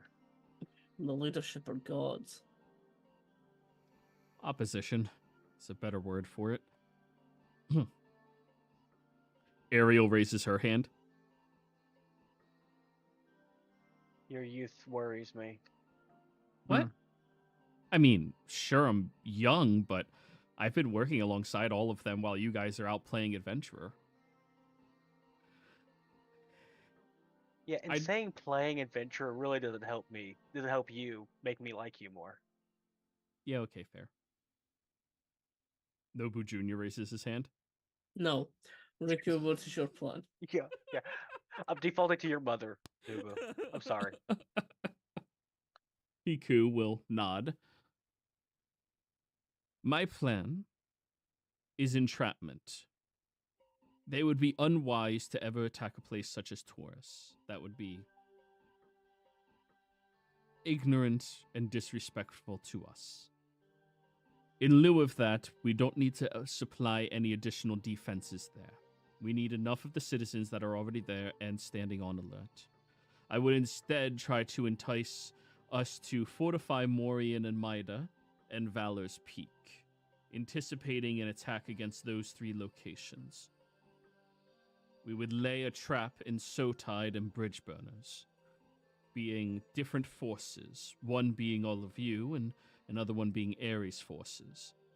When the opposition does arrive there, as that is the highest probability of where they will arrive, we will take over. They arrive, we decimate their forces, stop their advance before it even begins.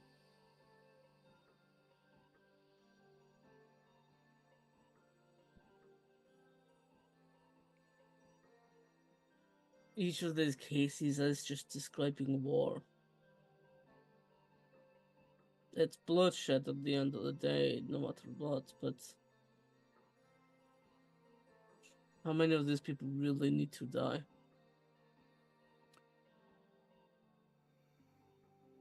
If they come to our home and attack us, they die. Yeah. But they're attacking you under false pretense. They don't know. So be it. They have to be on the defensive. They have no choice. This world has to be on the defensive. They have to protect them. The question is, do we?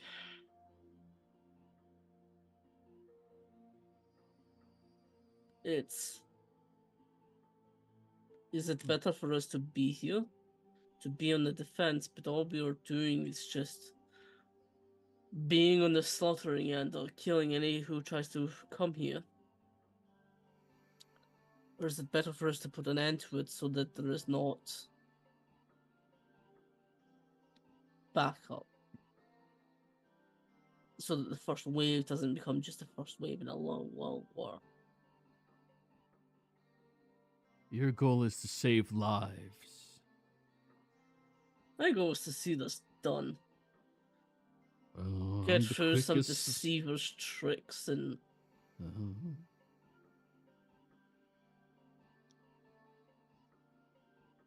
I have no want for bloodshed. Not particularly. While I don't mind it, wanting bloodshed is just pointless. Sure, I can relish in it, but at the end of the day, what's it for? because they believe in something that's not true. They believe in some deity that acted on their own and got what they deserved. Right now they're being deceived. Their information is wrong. Their source of anger isn't this world, but us. We are not on this world. What really attracts them here?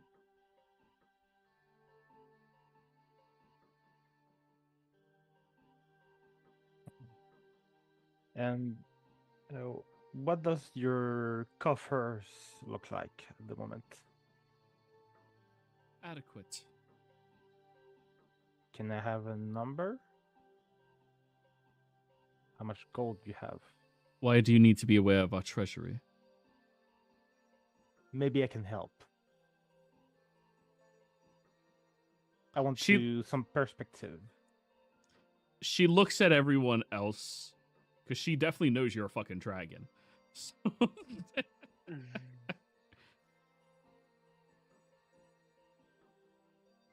she just gave me like a million gold to like start up a business, so she's feeling real generous right now. I assume gold will be needed in a war, but it also comes a point where it becomes pointless. Food is more important. Yes, that is something we are in much greater need of than gold. Food. Anyone can, if they wanted to, supply quite a lot of gold, I suppose. That I still approve of it, but they can. Given a certain extent, to aid is not a terrible idea. During the last war, sadly, we were at the point towards the end of it where we were trading diamonds for potatoes. If we have a way to supply our coffers with food, that we would much more greatly need. Our finances are fine. Okay. So if you're going to do that, do it to a scale that does not disrupt the entire economy. Because if it becomes the point that there is no value in the gold to get food, there is no point. There's a delicate balance. Resource scarcity is what brings value. Isn't there a spell to not create food? It is a cleric spell. It is a cleric spell. And it's temporary, I believe. Create food and water. Yeah, and it only lasts like 24 hours. It's enough to feed like 40 people, though. But yeah, that's not a sitting. Yeah, you're talking tens of thousands, if not hundreds. And this world, sadly, does not have a lot of clerics anymore. They've gone through too many cycles of gods. Well, I have 40. No, I have more than that. I have under 100 clerics. That would actually be a much more generous donation.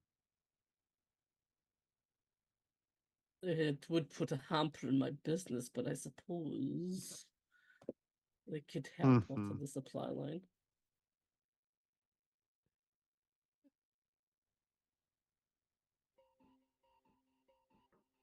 So, we need to vote. Whom does everyone vote for? And you guys can obviously discuss amongst yourselves who you want to. Vindir typed out his idea. Yeah, out of character, I think my vote would be Riku, but we deviate, and I think we need to go to Exandria.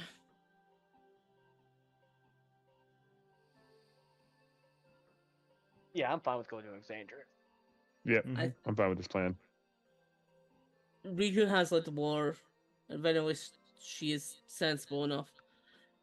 While I trust Desmond, I would also trust that Desmond will do to the best of his ability for someone else. Like, he'll try to aid them all here, but him having total power might not be a good idea. So I think my call is probably on Riku because she's very selfless.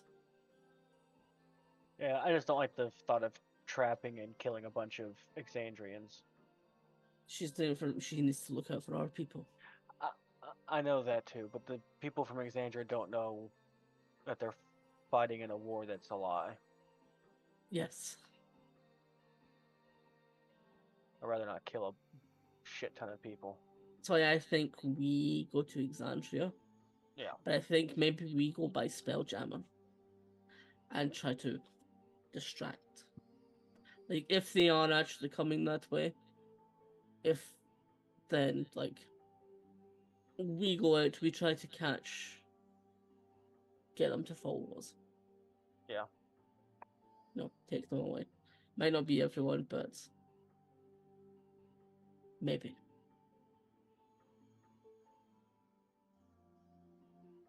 I think we're all pretty much on the same page of getting the hell out of here. I think it's just who we're voting on, and then do we all want to check on Nordis too? Probably worthwhile checking in Nordis, given it's a blank right now, because there could be some stuff going on. Yeah. Because they could already be here and they could have arrived at Nordis already, so. But I think we go with Riku, and then I think we go with the idea of leaving. The problem is it may leave it here defenseless. I am open to other suggestions, so. I'll be right back. Give me a second. Sorry, some of the dog. I mean, I did vote for Riku though too, so. Yeah. Elwyn, thoughts? Unless there's if the Yara could transform gold into food, since there's the item for them needs to be rice related. I think the Yara's transmutation thing is into. I think it can be done, but it's not on a permanent basis. Because I'm just remembering the whole log thing. It reforms back after a period of time. It might be different now, but we would need him here to tell us. Yeah. Because if I tried opening that character sheet right now, it would crash. Yeah. It's not in anything of sizable scale. Then the magic item that can do that? There's magic items that can do that, but again, it's on the scale of a magic item might be able to cover it for 40 people, but we're talking tens of thousands, hundreds of thousands. That's why the almost 100 clerics is probably the closest you'll get to a solution. Mm-hmm. Yeah, I don't mind giving it, get my people to divert from their cocaine tasks. All right, stop cooking cocaine, start cooking food. and I think if we leave, now this is just speculation, but I think if we leave, the chance of famine and war breaking out on Zodiac decreases significantly. Yeah, sure. The problem is, we leave, we're not here to defend whatever does happen. Correct, but I think Desmond or somebody could send a sending to us, and we could get back pretty quickly if I can. I have a way to return those immediately if needed. Me too now, because I have a church. Oh, did you get Sanctum as well? Yeah, I got the whole. I got the temple whatever it's called. You bastardified it. Word of recall? Thank you, word of recall. Yes, I bastardized your family land. No, not bastardized, bastionized. Bastion. Oh no, I'm not. No bastion part. I just got the word of recall and a church being built. Yeah, I can. Go on. No, you go. I was gonna say I can do a word of recall as well, but it is to my sanctum because my clerics. Yeah. So, Elowin, who do you vote for to be the war leader? Well,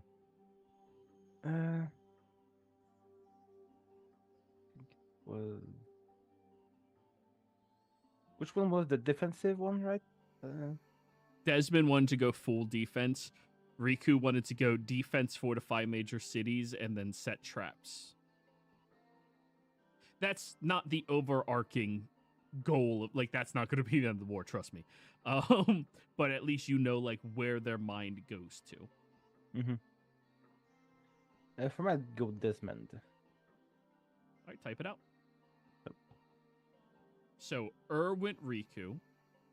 Vindir went Desmond. Elowin went Desmond. Casimir. Vindir, are you still going Desmond? Yeah, just in character I am, because he wants to go so defense and no set traps. The most peaceful solution. Yeah. If it was like setting traps for gods, sure, I'm okay with that. But for peasants that are getting thrown into this war for no reason, that's where I draw. Traps don't mean kill. Like, to be fair. Kazuo Riku. So that's 2 Riku and 2 Desmond. Which NPC do you want to be the split vote decider? Because I will vote how they logically would vote. Just for the funny drama that it could cause, I would say Nobu Jr. Just to see him going against his mom. I was also thinking Ares, but I was like, it's so pointless because Ares just votes for himself. Yeah, Ares would be like, me? Of course. We're still tied. Right. Does everyone agree with Nobu Jr., or does anybody want to throw a different hat in the ring, or? Nope. Let's go with Nobu Jr. Okay. I mean, I would say Riku, but it feels too biased to do that, so... Yeah, let's choose her son to decide instead. Exactly. Yeah, that's why it's funny. He would honestly vote for Riku. So, war leader. I'm gonna walk up to him and be like, and that's why you'll never be out of your mom's shadow.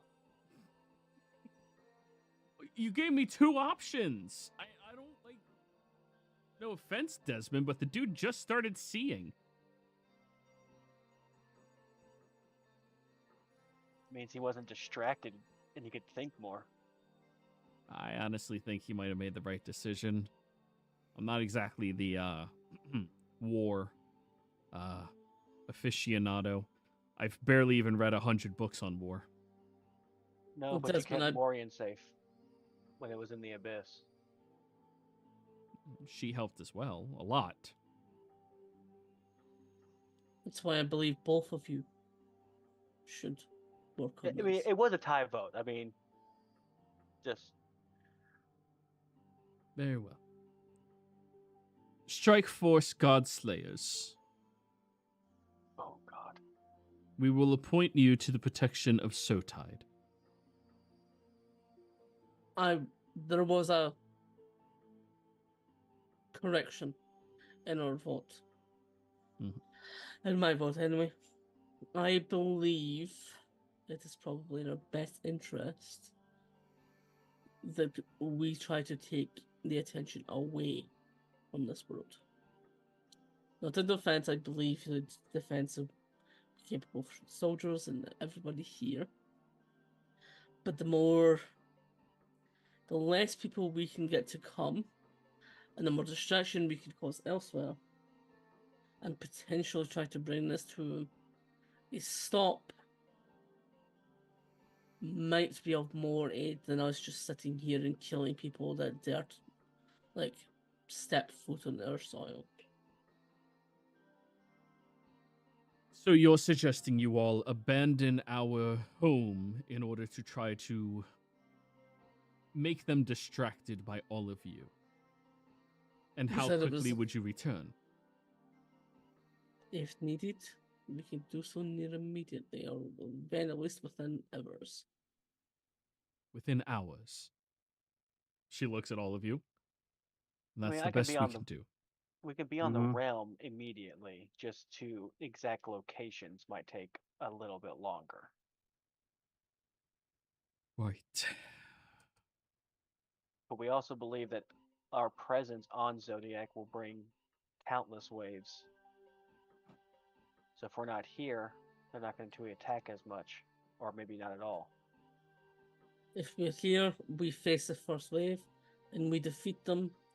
It's only going to more is going to come, and then more, and more, and more. So While go on. While perhaps defending against this first wave may be something that we could aid in to ensure just initial security. But I do think we need to go. We can make a show of it, especially since we have something to travel the stars. We can lead them that way. And I doubt that they are adept in spelljammer combat. We have ways of fighting in the space. We have a bulkhead. I would request that you at least make sure you have somebody with you whom can better assist you at returning to our realm. Or returning to the battle if need be. Somebody with the teleport spell. I do. You have the teleport spell? Yes. So if you can get back to the realm quickly, you specifically could get them all to where they need to be quickly. Yes. And if we need, if we're, and also after teleport, I can carry them on my back as a dragon, which could make things faster.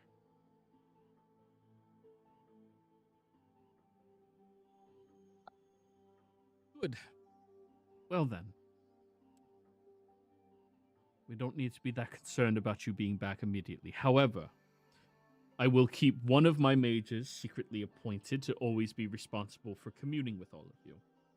You all have met Ignatius before, correct?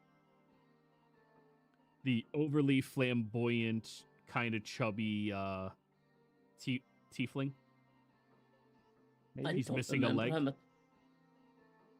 I do not remember them at all. Okay. He's missing a leg. He is missing a leg. No, he doesn't want a new one. That was my question, indeed. He is an archmage. If he wanted a fucking leg, he would have one. Mm-hmm. Hi, guys. Yes, I'll be the one sending you a sending. In case, shit hits the fan. Try to make sure you, well, if you're about to get in a battle, can you let me know so we know, like, we can't rely on you to come back and help us? Yeah. Who are you? I'm Ignatius, the Archmage of Protection and Abjuration. I'm literally the guy who set up all of the fortifications in the city, yes. Was it before or after the Abyss? Before, I wasn't anticipating. Well, all of my extra planar protections did not compensate for the Abyss because that was supposed to be impossible. Now I know better. Yeah, in seriousness, are you planning on some impossible thing? Because this is a holy war. I've started planning much more around impossible things, yes. Okay. Oh, and when you send me a message, please leave the fluff for the end.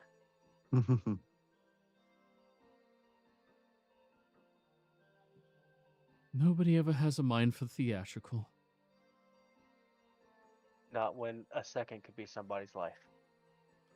Fair. I'd rather live fabulously than die boringly, but that's just me. I let all of you die boring. I'm not dying. Of course not.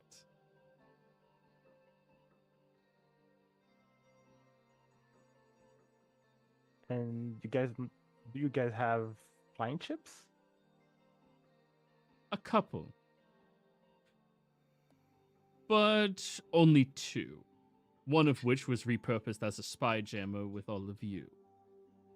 Oh, okay. Oh, sorry. The third one. We still have 2. Okay. And unfortunately, Liara never got to make good on making the entire castle fly, though that would be very useful right now. This castle? Yeah. Probably. Okay. There was a lot of talk about not wanting that to happen at the time, I remember. Not from me. A flying castle? Yes. No, Virginia, yes, was for it, but I'm just saying, like, saying that it's useful now was, well, there was a lot against it at the time. True. What were you asking, Elowen?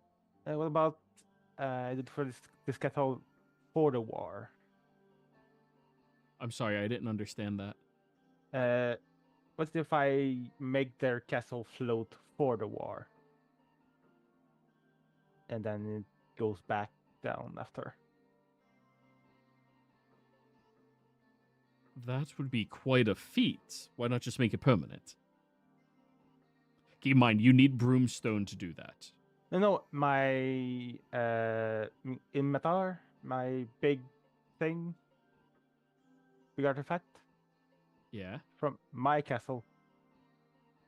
Oh, yeah. That is what Could makes your castle float. Yeah. I mean, technically, yeah. Yeah, it transferred all the gold to the one we had the key for when we did the battle. We did the PvP. Yes. We got like a bastion. Yes. I will transfer all the gold there.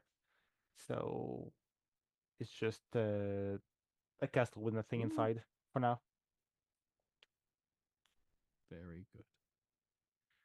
So I could lend it to them. Alrighty. Ares, which of these locations on our realm is most likely to be attacked by the enemy? I agree with you. Taurus would be the dumbest option. Elowen, you spent a lot of time there fucking up their world. How arrogant are they? Like, on a scale of... Let's be reasonable here, right? Desmond to... How arrogant are they? How arrogant would they be? Well, that's up to you to figure out. That's... That's what I say. What side of the spectrum am I on? You have loudly proclaimed yourself to be the strongest. That is true. In front of gods. That is true. I'll challenge them. I might lose, but I'm still... Right, wrong, or indifferent, you still... You got an ego. So, what was the place again? Got distracted. The question is... How arrogant are they? On a scale of Desmond, who has the least amount of confidence, and But who will be arrogant? Exandria people. You've spent the most time on Exandria out of everybody here. Oh, when I got my gold? Yeah. Okay. And delivering gold to people and like visiting cities and shit. Yeah. I'd say the big city up north would be the most arrogant, but the rest of the people are just trying to live their lives. They're not arrogant. So like less arrogant than Do they believe their shit don't stink?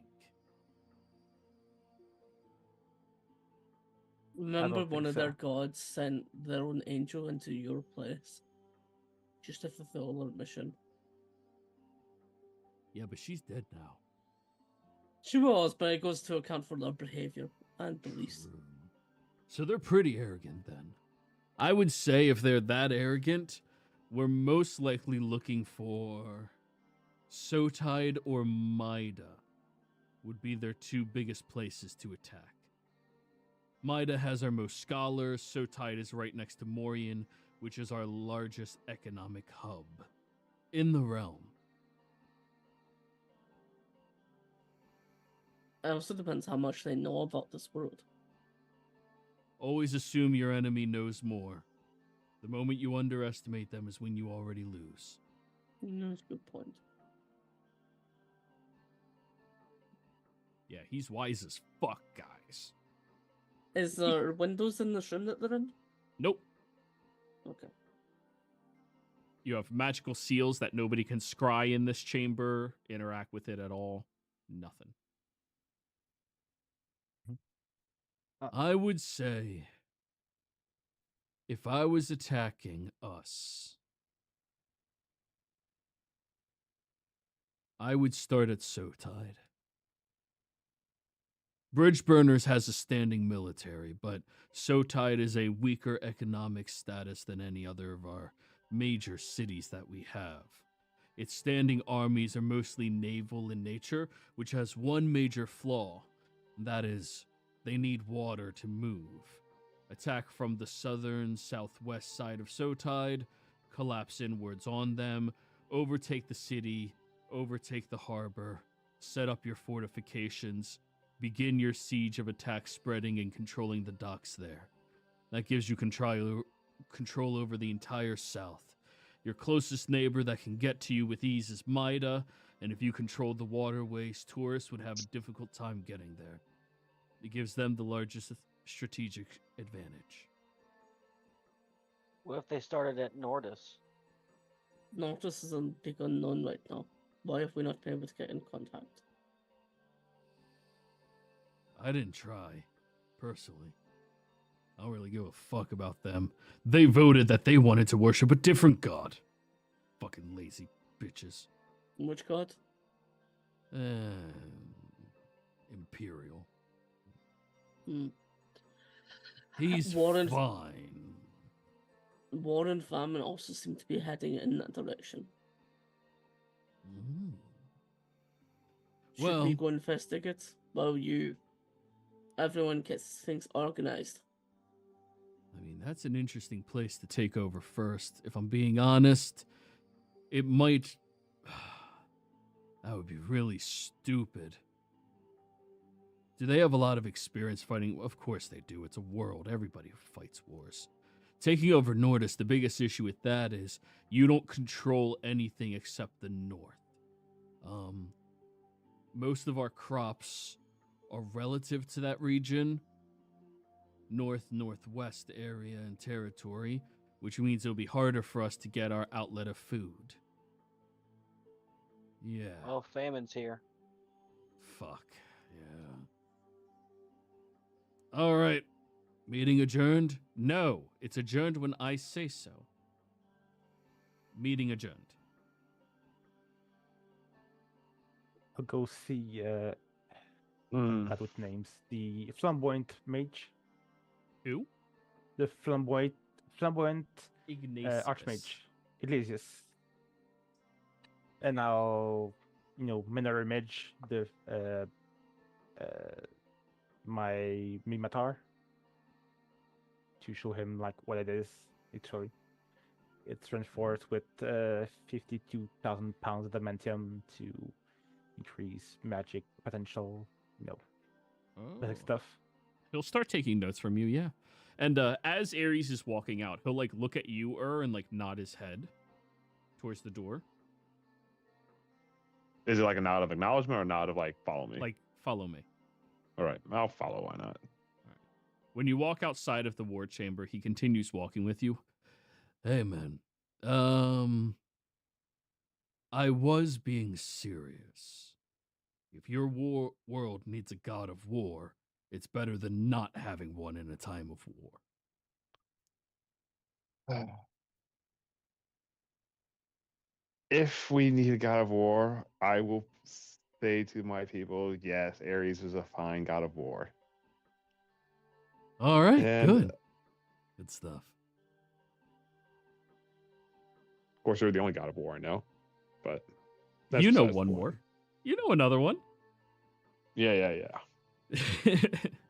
Yeah, I'm just saying, they need backup, and I'm not one of those gods who's like a bitch who doesn't get in the fights themselves. I'm there.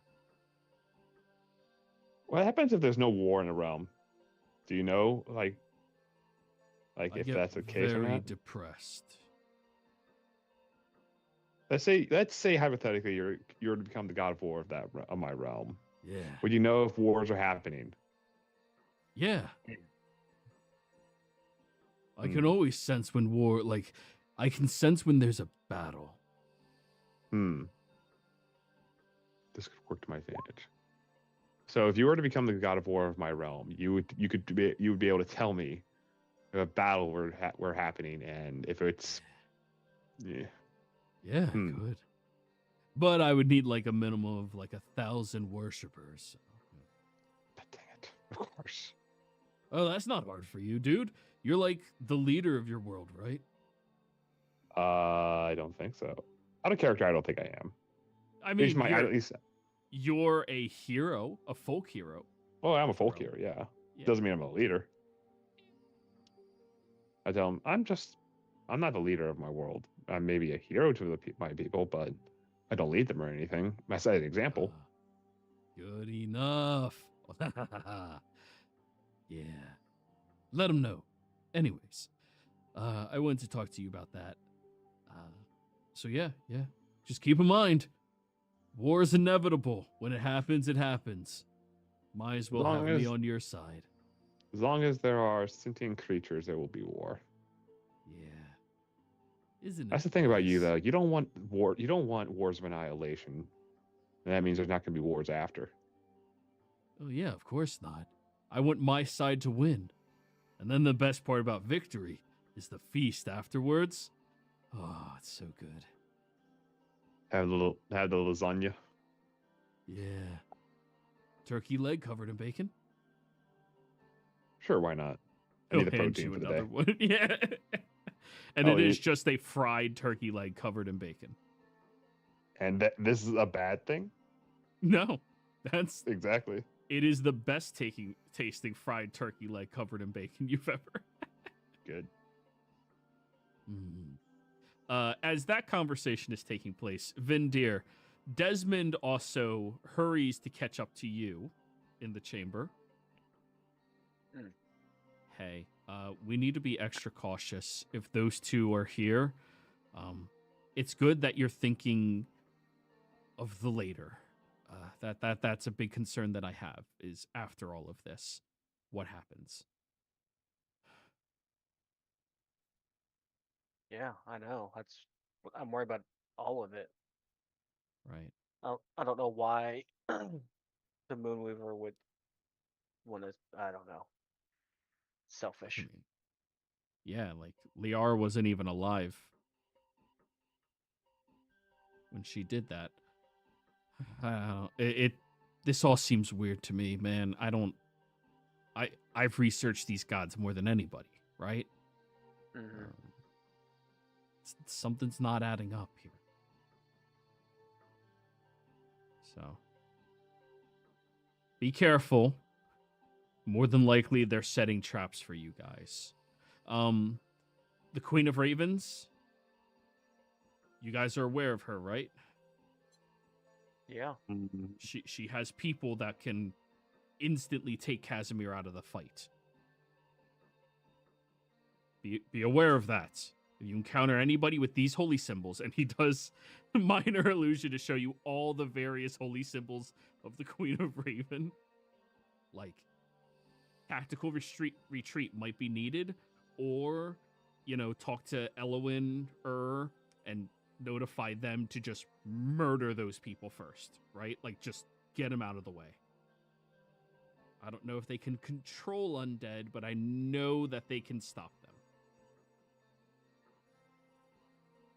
He doesn't know that.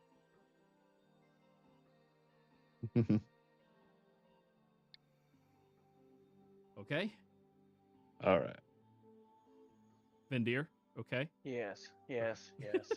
I'm just nodding along like, okay, yeah, I know. Like, okay.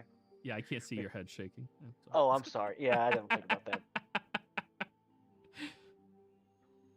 All right. And the same time that they're walking out, Elowin, you're having your talk with Ignatius, going over, hey, this is how this magic works and everything. Casimir, as you step out from the chamber, you feel this rising pressure in the back of your mind. And you feel somebody is watching you.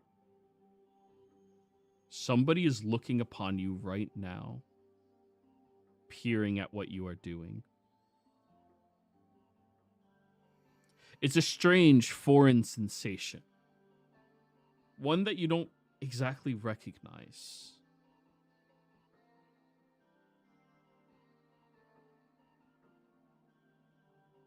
Who are you?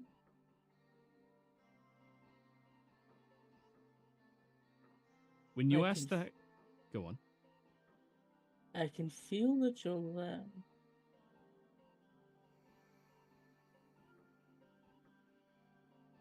When you pose the question, you realize a very, very quick shudder of the world in front of you happens.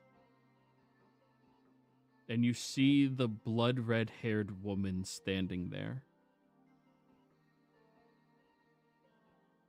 Or sorry, wrong one. You see the frail, shrouded woman standing there. Casimir, correct? Yes. She takes a very sickly, slow step towards you. You stand this ground. Okay. Who do I have the pleasure of meeting?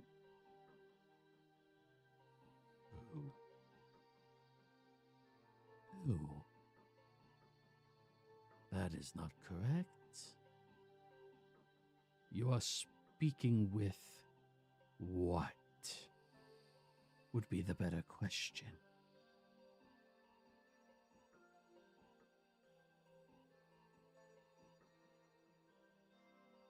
Can you like kind of tell like based on feeling? I know you like sight, but there's a difference between like knowing and knowing. Do you know what I mean? Yeah. I mean, Yeah. You can infer pretty well who you're looking at right now. Hammond. She slowly nods her head. Why are you here? A child of hunger.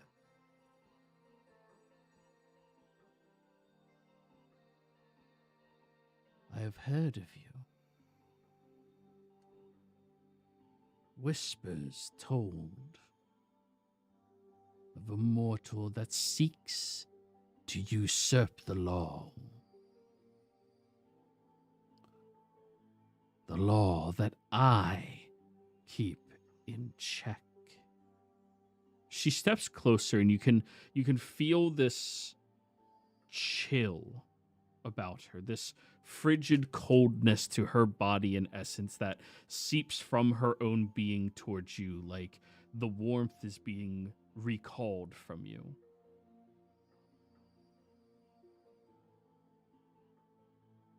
He'll just remain standing. He's just gonna let them move, but not show any head like sign of aggression or anything.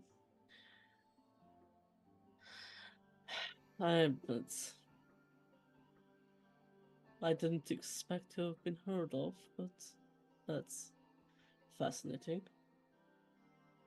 Hunger was here not too long ago. I can tell. And feast he did. He had quite the fun, yes. Surprised he did not eat you. You seem. And she says this as if she's disgusted by the notion. Appetizing. I think he didn't want to spoil a better meal before it was due. Arrogance in laws. It is a folly of some. My sister is laying claim to this realm. She has bequested me to follow.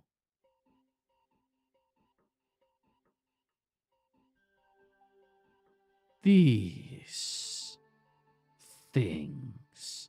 She looks over the balcony at who's having a conversation with Ares, at Elowin, who's having a conversation with Ignatius, and Vindir having a conversation with Desmond. They are not permanent. Their wants and hunger disgust me.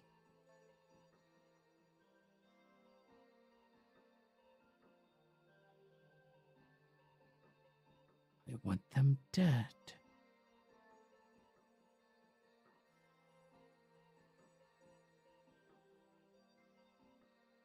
She begins to walk past you, Casimir. You. Looking as if she's heading over towards Vindir, who's currently none the wiser that she's even here.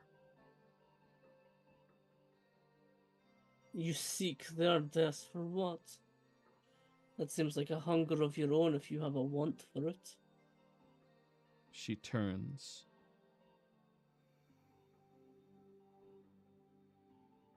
Their cravings disgust me, and disgusting things crumble.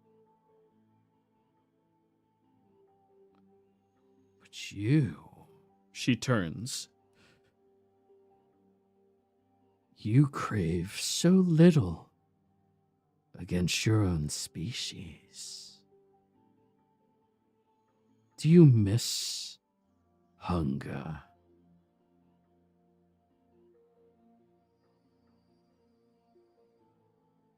My hunger is under my control. I'll choose when to sit it and when to not.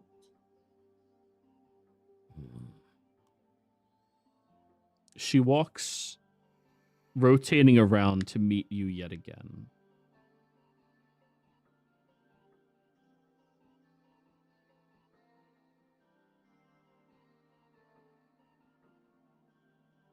There has never been something created out of hunger that does not ache.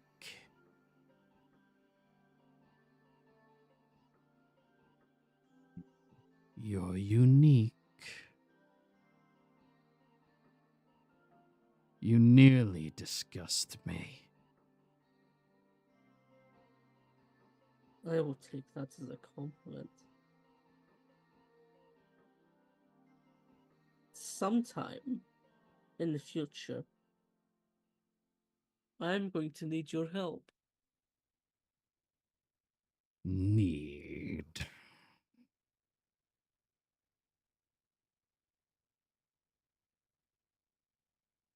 To do right in the world. You despise hunger, don't you? Wouldn't you want to see it be no more?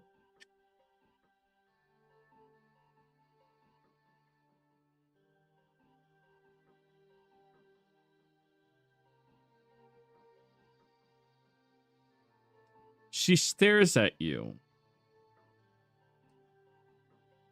looking deeper into your being than you think you've been looked at before.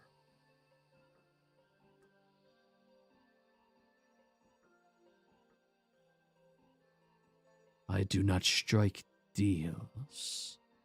You're aware. I'm aware. I'm not saying it is a deal. I am simply stating what will happen in the future. Whether it is amicable or not, that's yet to be discovered. Either way, I will come for what is required so that hunger will die.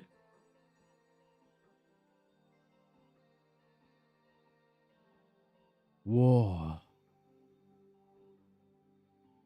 demanded that I relinquish information, leak it to you. She has said one of the two of us will grow more powerful. No matter which you choose. If you do travel towards those mortals, do you empower her or me? And when she says the last word, you see she begins to crack across the face, and as that happens, there's a slight shimmer and she completely disappears. Vindir, once again, you get that sensation that these beings are nearby.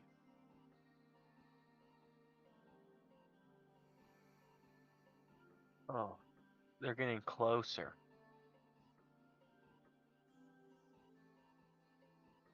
Is she gone now? She's gone now. Kaz will just like press himself against the balcony and just hang over. They were delivering a message. And not a good one.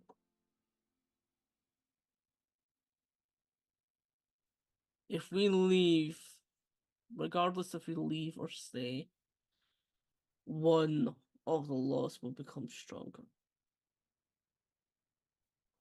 No matter what we choose, one of them will gain strength. I can only imagine if we stay, war gains strength. If we leave, famine will.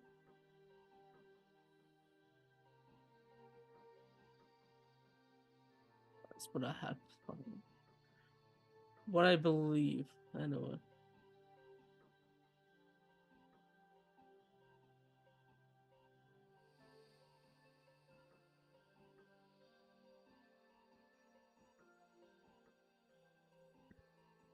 Well, no matter what, I don't see how we could end the war here on Zodiac. So we're gonna have to leave.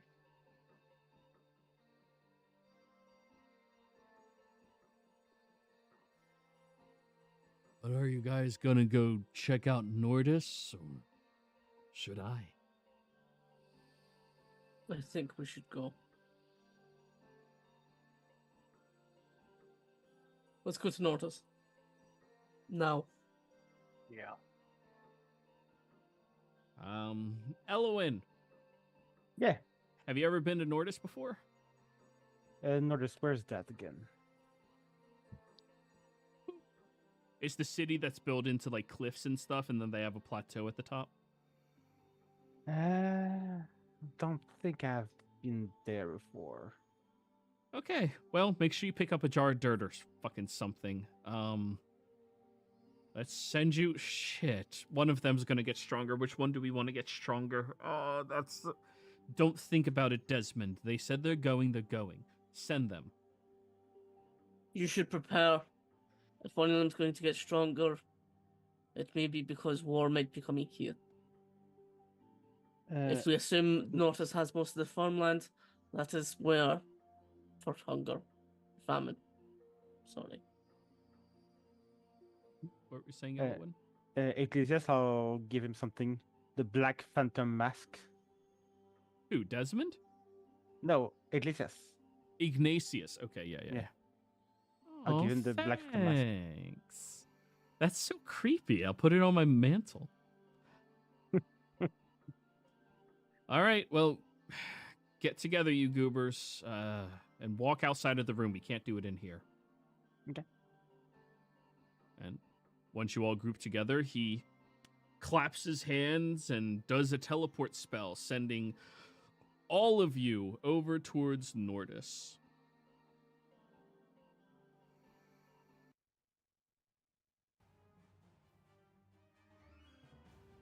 Oh no, combat music, everybody.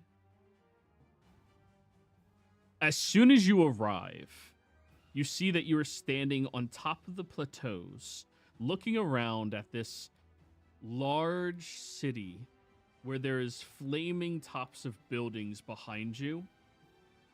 And there are these walking, large, titanic creatures, almost completely encapsulated in flame and divine fire.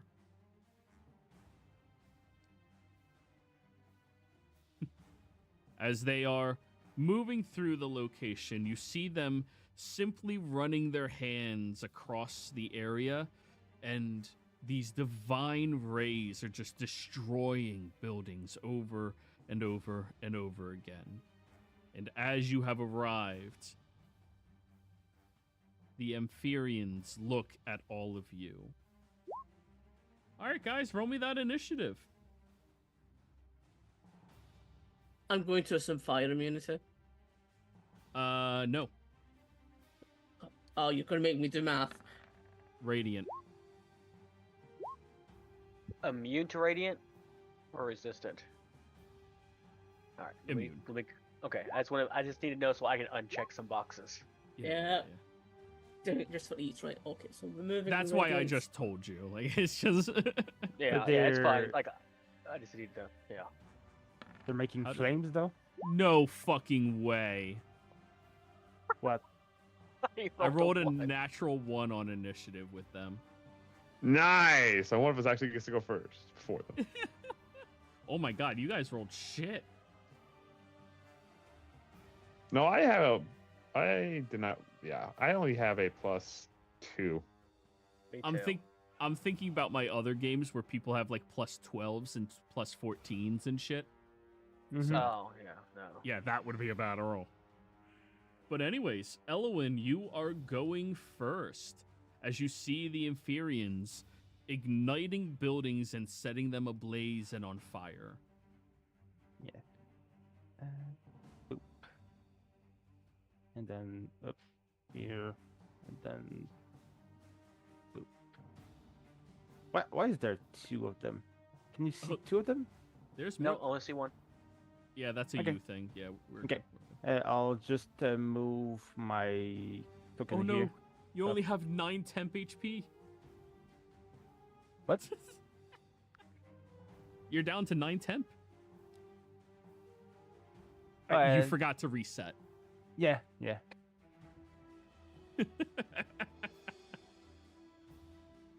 That'd be pretty bad. Okay. That'll be my turn. All right, dragon up. Now the Amphireans are going to begin going. As you have moved right there, you watch these divine entities begin to move. They fly. This one here is going to crash and shatter through this building to get over to you guys here. This one here is going to move here. This one here is going to move here. And are you close enough for this one? Nope, it can only get there.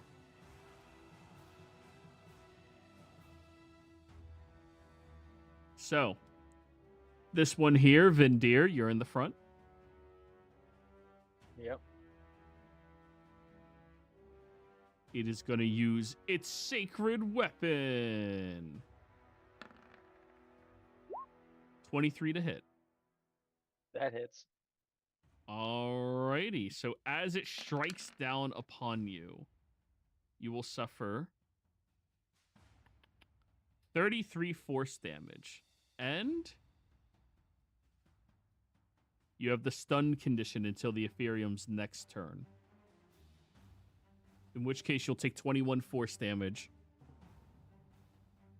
And this bypasses resistance and immunity. Now these three. You said 21 again at the start of my next turn. Yes. These three are going after you, Elowin. Sure. 23 to hit. Hits. That'll be 34 force. And you now have the stunned condition. Which means now they have advantage. Yeah. If they have a plus 19 to hit and they just stun on hit, you're never going to do anything against them. Oh, you'll see. They crit you, Elowin. Yep. 58 force damage. Okay.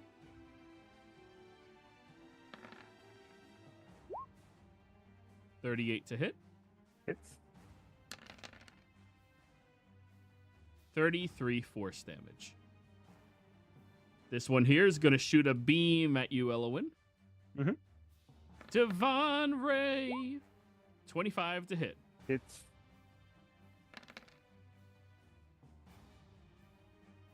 42. Let's go with necrotic damage. Mm-hmm. All right. You're up. Well, I was gonna go. Definitely gonna rage, but I thought I was gonna go the aspect of the bear, but since these things deal necrotic and divine, doesn't matter if I go bear. So I'm gonna go the lion instead, Rawr. or the wolf. Yep, I'll go with wolf. Let's go up here and I get to move 20 feet free, but I can't go past that. So let's just go up here and attack, shall we? Mm-hmm. Where's the brutal strike there? Making sure I had that. Yep. Oh, nice. Hell yeah. Aw, 4 radiant. And then 43. 47. The radiant, they are immune. So 43 bludgeoning. Nice. Mm-hmm. Nice little Second chunk on attack. it. Yep. 25. That'll hit. 30 damage. Nice. Yep. I don't think I think that's a bonus action. Let me look at the feat. No, I'm continue on.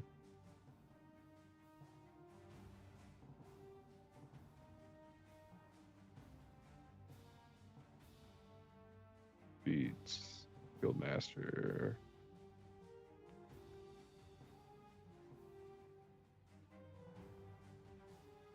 Make a DC, so I have A plus 10, 18. So what's our proficiency bonus right now? 7? 8? 7. Oh, DC 26 strength save, or he's prone.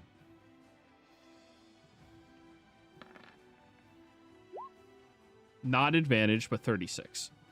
Yeah. He makes it. Alrighty. So now it's Casimir's go. Okay. I'm gonna try out some new stuff. So drawing epilogue with one hand and drawing heart cleaver with the other. Bonus action, razor wind stance.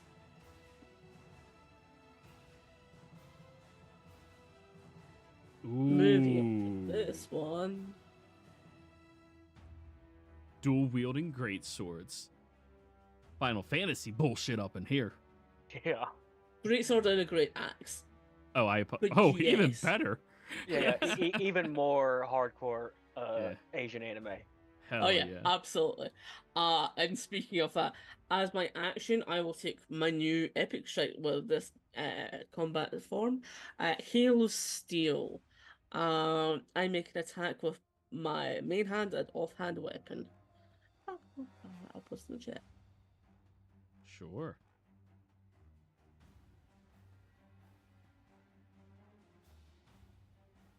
That'll hit.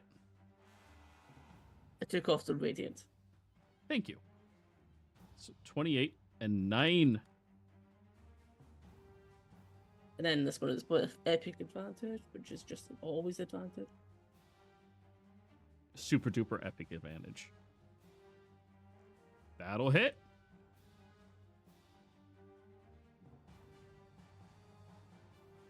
Perfect, and since both of them hit, I can make this epic shot again. So I do that again. Oh, sorry, DC 24 con save. No advantage. 22. Fail. Become prone. Oh no, he fell over. Even more advantage. It's giving me an advantage on epilogue, so epilogue swing.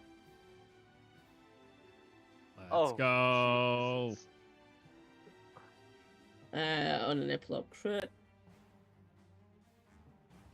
Take an extra 3. Followed up by a heart cleaver. That Ephyrion's looking hurt. Both them hits. I get to take this epic shot again. I'm glad they gave you a caveat at the very end. Yeah. And then all right, stop. Yes. If both the attacks hit, I get to take this again. The maximum of 5. That's me. Ooh, double natural ones. Yeah, that's me. Alrighty. Vindir, at the start of your turn, when they struck you with their divine weapon, striking down, you see these images of all of these various individuals, these priests of these gods, summoning forth these Ephirians to fight for them, to go to this realm and find and course you and kill you. You see them declaring war upon you. And in the recess of your mind, you feel Ares laughing maniacally. Oh, you know what to do. Say it. I declare war As on the you Moonweaver and all who follow her. And as you make that declaration, Vindir, you immediately get struck down with this large, radiant blast that hits you and Elowin and Casimir and All 4 of you have Ares' blessing. Now, bonus, this blessing is worth a lot more than the previous one. All 4 of you are immune to the stunned condition. You will be rallied in your fights. Nice. That fuck. Except you, Kaz. He also gives you double immortality. But Vindir, the declaration is your action. I like how I just got his blessing. I don't even worship him, but he's like, yeah, he's a cool dude. You're on his battlefield. You're getting his blessing. That is true. What was that again? Immunity to... Stunned. The stunned condition. Good to know. And For how long? double immortality. For this battle. Okay. Heck yeah.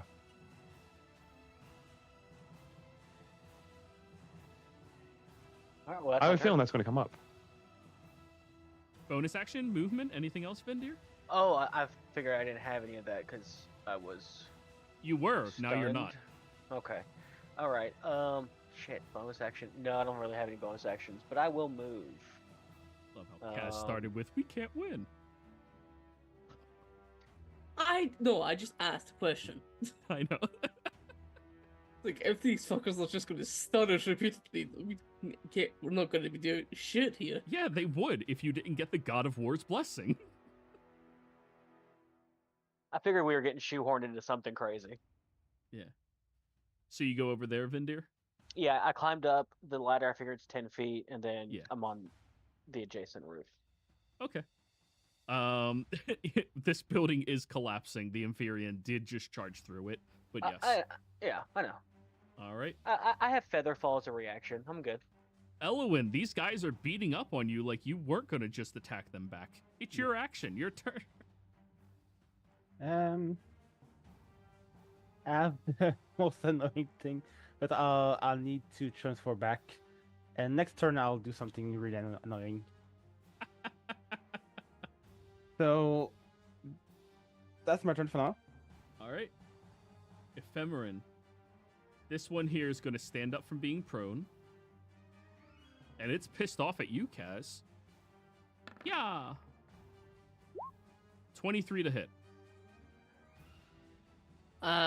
Reaction, disarm. Go for it.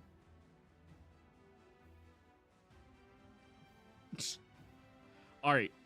For comedy's sake, Casimir, which of these two buildings does his weapon get thrown into and destroys?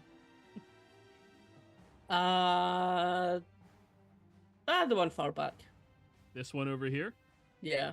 All right, as he begins to swing his weapon down towards you, you take your battle axe to like catch it in the blade, and then take your sword and slam upwards as hard as you can, knocking the ephemeran off balance and sending his weapon flying behind everybody else. Dick move. All right. This one has to step closer to be able to hit you. Steps closer to be able to hit you. Are you within range now? Yep. Or wait. Yeah. Yeah. Elowin, the tank. Yeah. I keep my HP on the dragon. Yeah, yeah. All right, first one, 31 to hit. Hits. Yeah. That'll be 42 force. 22 to hit. Ooh. Yeah, that's, yeah.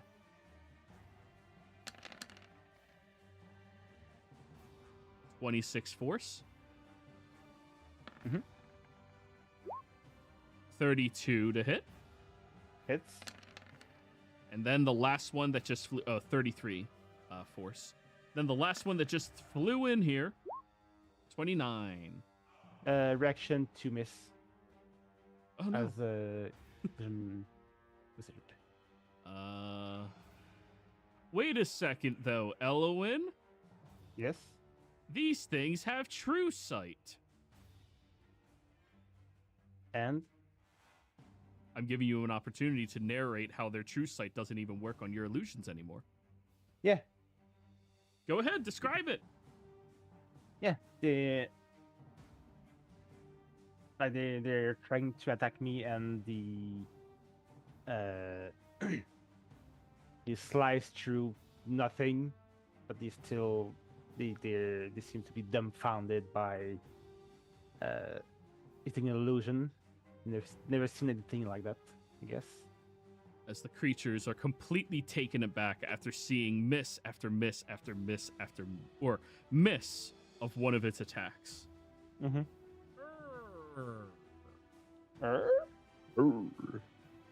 Did this one do anything? Yeah, he got his weapon thrown into this building. By Casimir. No, I meant it was its turn as well. Yeah, it tried to attack and Casimir disarmed it. Okay. Sorry. Yeah.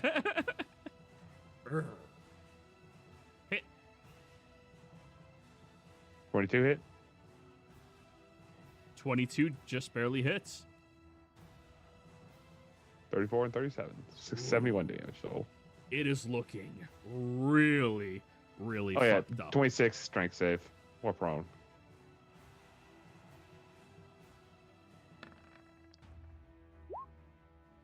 It failed. Sweet. Then I can actually have the grapple check as part of the thing. So it's I'm gonna do grappled that. now? Yeah. Yep, and on the ground. So he can't get up. So it has to roll in athletics. Yeah. Against your it failed. My DC. As you have pinned this divine titan to the ground. Witness me. Casimir. Okay, bonus action. We're going to bring up that ring, do a quick line. Yeah, get some nice haste boost. Gonna take a chomp out of this guy with my hasted action. Yeah.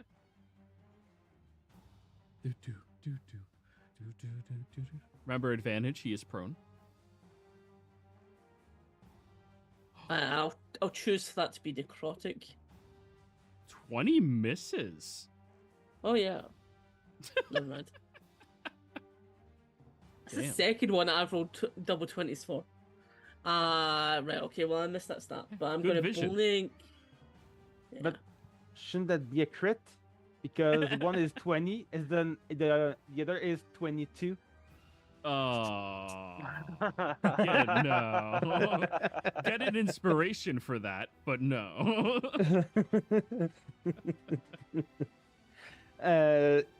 Give an inspiration to the narrator. No, it's yours. That's fine. Casimir, go on. Right, yep, blinked over here after I missed that snap, and starting this again, doing epic strike.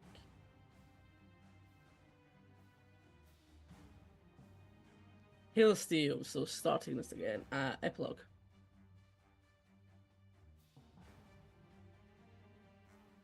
That'll hit.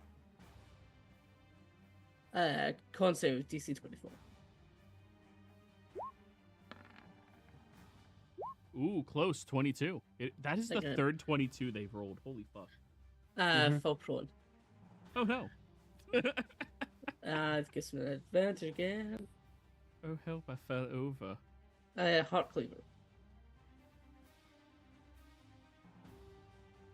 28. Advantage for now? Yeah, you did. Yeah, it's got advantage on it. Then Epic Strike.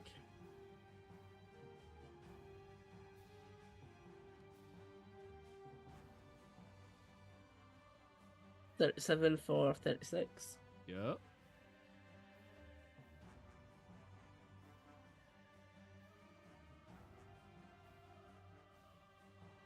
$30.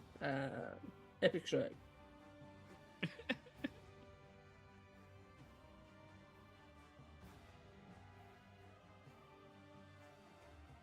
$35.28.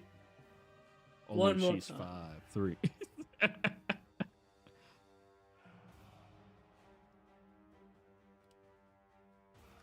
Oh, he's really hurt now. And then I think this is my last one. And smack. For 38. For 20. I really want crits on the Heart Cleaver. Yeah, that'd be great, wouldn't it? That's me. All right. Vindir. Yeah. I was just trying to see if this would. It's possible, so we're gonna give it a shot. Size, instant, snap, line, circle.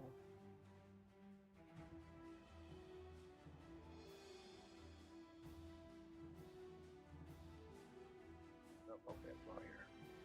Stay. No. Alright, I'm going to be casting Insect Plague right there. Not the insects. That hits Yeah. 2 of them. That's completely different. Incest plague. Also a plague. Hit, miss. Or fail success.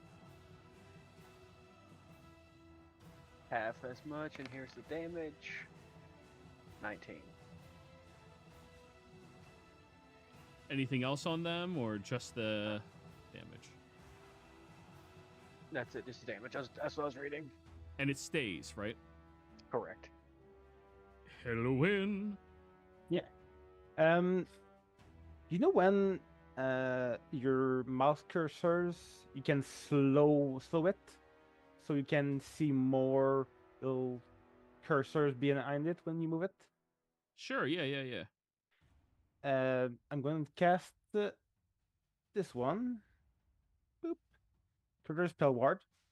So I'm going to choose force. So me and anyone in a 30-foot radius of me that at that side are immune to force. You dick. So I'd say it's like Kaz, Yeah. Sorry. It's like once when I move forward, you don't know if I move forward, backwards. If I'm moonwalking, they don't know. That's why I'm saying about the why we can't hit us with force damage. So and then I'm gonna move right here. Oh no! Attack of opportunity. Oh no! Oh no! They hit you for all of no damage. Exactly. It lasts a minute.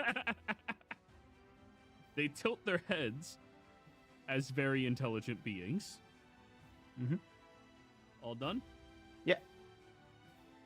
All right. Well, this guy's going to stand up.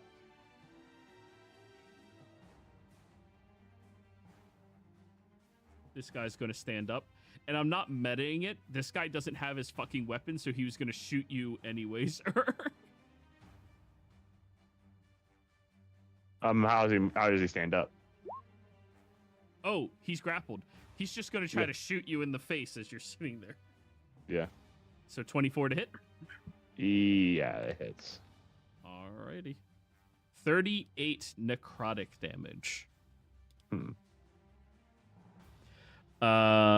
This one here is going to swing its weapon down on you, Casimir. Not disadvantage, 35 to hit. 35 hits. Okay. For a whopping no damage. Now they're smart enough to realize that Elwyn did something fucky-wucky with their attacks. So they're gonna start beaming you, bitches. Mm-hmm. Elwyn? Yeah. 30 to hit. Yes. 35 necrotic damage. I'm near Casimir, so I have resistance. Mm-hmm. Yeah. Yep. Orga's just outside of it, so it's Vindir. That's So you have it. 17. Halved rounded down. Yeah, Yes. 17. Yes. Sorry, math. Do you need to make a con save for that spell, or let me guess, it's not concentration? Not con It's not save. concentration. Oh yeah, they're gonna be really pissed off at that. Shoot again. Yes. 21 to hit. It's I have to say that spell is quite interesting in the context of like battlefields, because of the whole extend this to 300 feet if you yeah. use an action on it. It's like, what? Yeah, it's pretty insane. Hits. For 30 necrotic down to 15. And then this one here, rolling its eyes, is gonna shoot at you, Elwyn, for a 14 misses, right? Let me check. No, it hits. I have 13. As a dragon, I have 22. For 29, half down to 14. All right, your turn. Oh, Joey, hold on. Yes, sir. Since those two did not leave the insect plague, they got to take damage Oh, yeah. and a saving throw too. Con. Yep. 14, 11. 32. Damage? Yeah, 32. Damn. Good roll when that insect plague damage. Yeah. So I rolled 23 to hit, 31 damage. 30 to hit, Oh. 32. How do you want to kill him, or? I'm just gonna knock him out. Maybe we talk to him. Like, It's not a person. It's a it's god. hey, they still have information we can get information out of. Oh. You said talk to. What you meant was interrogate. Yeah. Hell yeah. All right, not dead. Yeah. If they have no information, then yeah, we can take him out. Fair enough. All right, is that the... Oh, no, you have more. Just moving. That's it. Yes. Taking a bite out of this one. 23.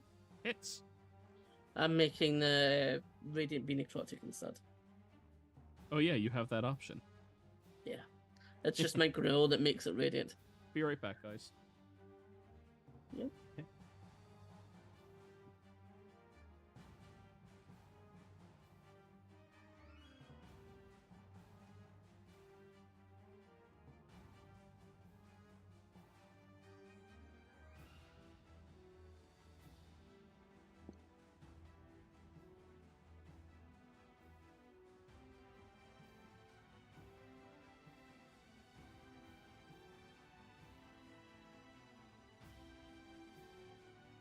Sorry about that. Somebody knocked on something upstairs. And it sounded like they were at my door. Oh, good. All right. So took the radiant, took the necrotic. It's still up. Yeah, and I blinked away, leaving it for Urk. And on this damage one, starting the chain again. Whirlwind for them both. Epic strike. We love 22. Just barely hits. That's a crit. Oh god. Roll. Yeah, get it all in there.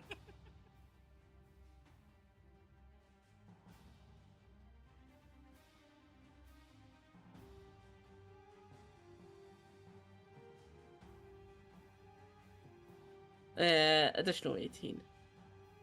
Yep. Got it. Con save DC 24.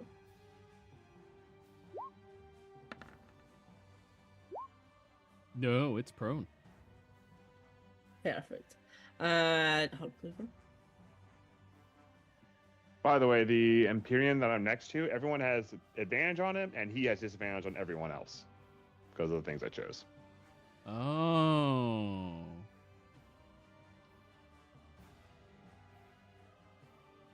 All right, we'll remember that for the next one. Mm-hmm. All right, guys, took the 31. Cool. Yeah, going again. 9. 23.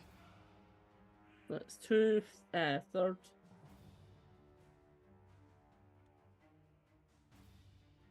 36. 23. Fourth. Whirlwind. It's Beyblade. All right, 16, 12, 29. Oh, it's looking rough.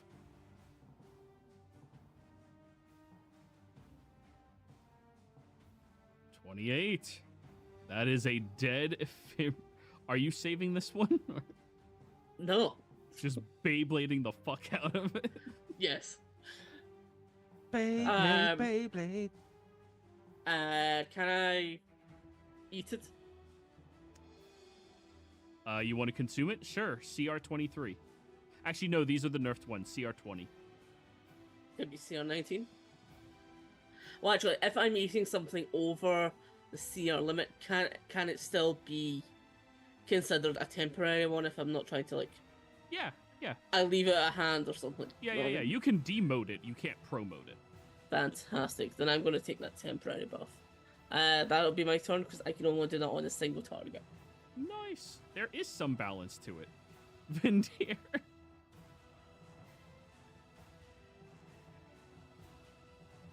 Okay. Oh wait, Casimir ended his turn inside your insect plague. Yeah, that's why I'm scrolling all the way back up. It's a DC 25 con save, which I don't think you'll have a problem with. Yeah. Oh no. Yeah. Where is insect plague? Is that level? Oh my god. You rolled a 32 before. Do you want me to just take 16? Yeah, let's just do that. It'd be a lot easier. Okay. All right. Yeah, I'll do that. Vindier, it is your turn once again. All right. The one that's alive and up top, that hasn't taken any damage, I'm going to cast Hold Monster.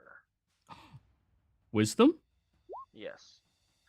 I'm afraid of the wisdom save, though. 27. Damn. No. Oh. Anything else? How much of that roof is still there? You can travel across it, but it is like actively breaking down. That's I can move you on. If it falls, it falls. I'm gonna use my bonus action. I'm just gonna try to smack this guy once. What? Smack that all on the floor. And I am gonna move you down there just so you're not in between. 26 hit. Yeah, I love that you just run across the roof and smash it in the face with your Peace Bringer. Nice. It's like, can't hold you in place. I'll just smack you in place. Yeah. I said down, boy. All done? That's my turn. All right, Elowin. I'll extend my thing to 300 feet. Just don't need to increase it. Just we all get it. I'm gonna remove it. You remember? Yeah. And that's my turn. Ethereal. This one is going to stand up. This one here is going after you, Kaz. This one here is going after you, Vindir. This one here is going after you,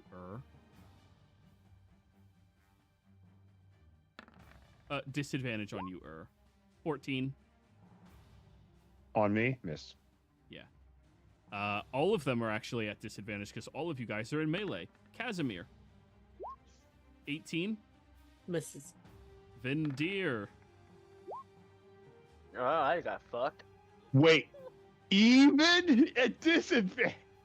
What the hell? That's on par. That's a player. 1 in 400 chance. Yeah.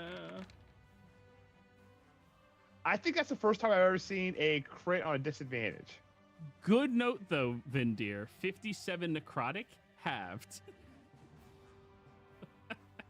You're welcome. So it's only like they normally hit you. And this one's going to move over here outside the insect plague. So 25 plus, what, 3? So 28? Yeah. All right. Con save on insect plague. Oh, yeah. DC 14. It's gone. Oh, no. It's all right. It's Kaz was the only one in it. Yep. Okay, let's try and knock this one out too. 27. It's creepy. 24. It's 50. Oh, the first one put it to sleep, so you can move Okay. your attack. To the second one. Yep. 35. And 35, DC 26, strength save. Strength or con? Strength. 27. Barely. All right. All done? Yep. Casimir. Yeah, I'll turn to the one that's just got hurt. Beyblade. Beyblade. Let it rip. Just. When I was at NBA Expo, they actually had Beyblade World Championships. I want to play Beyblade so bad, but it's so expensive to get into. You're already in Union Arena, so I wouldn't. Union Arena's dirt cheap, but yeah, that hits. Talk about time more than anything else. Con save. True. That's 40 con save. Nope, that's intelligence. We're not rolling that. 20. Run. Oh no, I fell over. And here we go again. On my own. I really want this Heart Cleaver crit. I know. Yeah, dude. Speaking of Beyblade, I'm posting in chat. All right. That was one, right, second. Oh, the crit doing it right? 39. Oh no, you didn't get crit. You're good. 25. Third. For 40. Oh. Damn. I had the wrong one with that. Ignore that one. Okay. It's supposed to be Heart Cleaver. Yeah. There we go. We did it. 42. It's not so much the damage, but this one is only a dormant weapon, and its name is Heart Cleaver. I need crits on it. Oh, and this is your first crit on Heart Cleaver. Yes. Okay. As you slice through the Ephemerian, you watch as the large axe, the head of the axe extends about 2 inches, one on either side.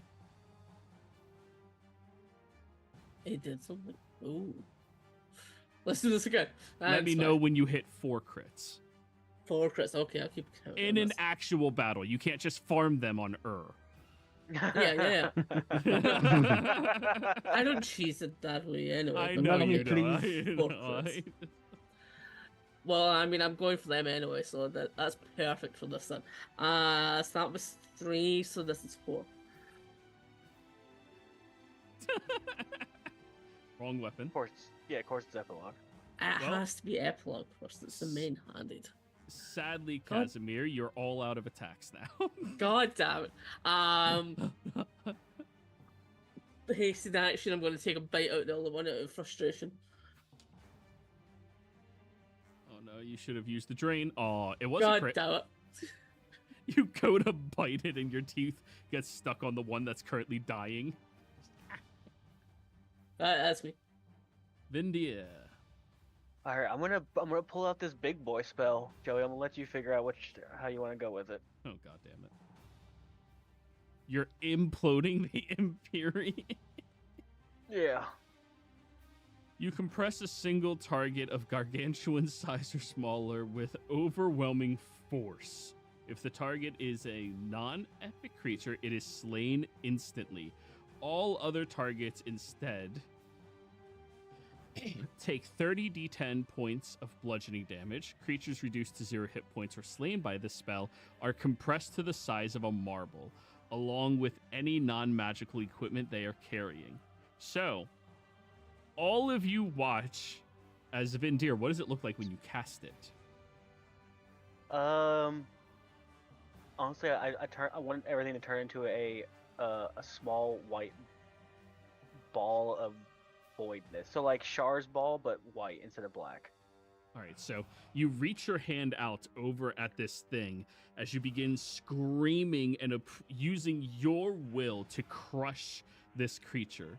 Down and down and down. Oh, wait, let's move you a little bit. Until it is nothing but an itsy-bitsy little marble made out of pure white with streaks of red that just start arcing through it. And then it dies. And guys, congratulations. You've just saved this town from being overran at the start of the very war.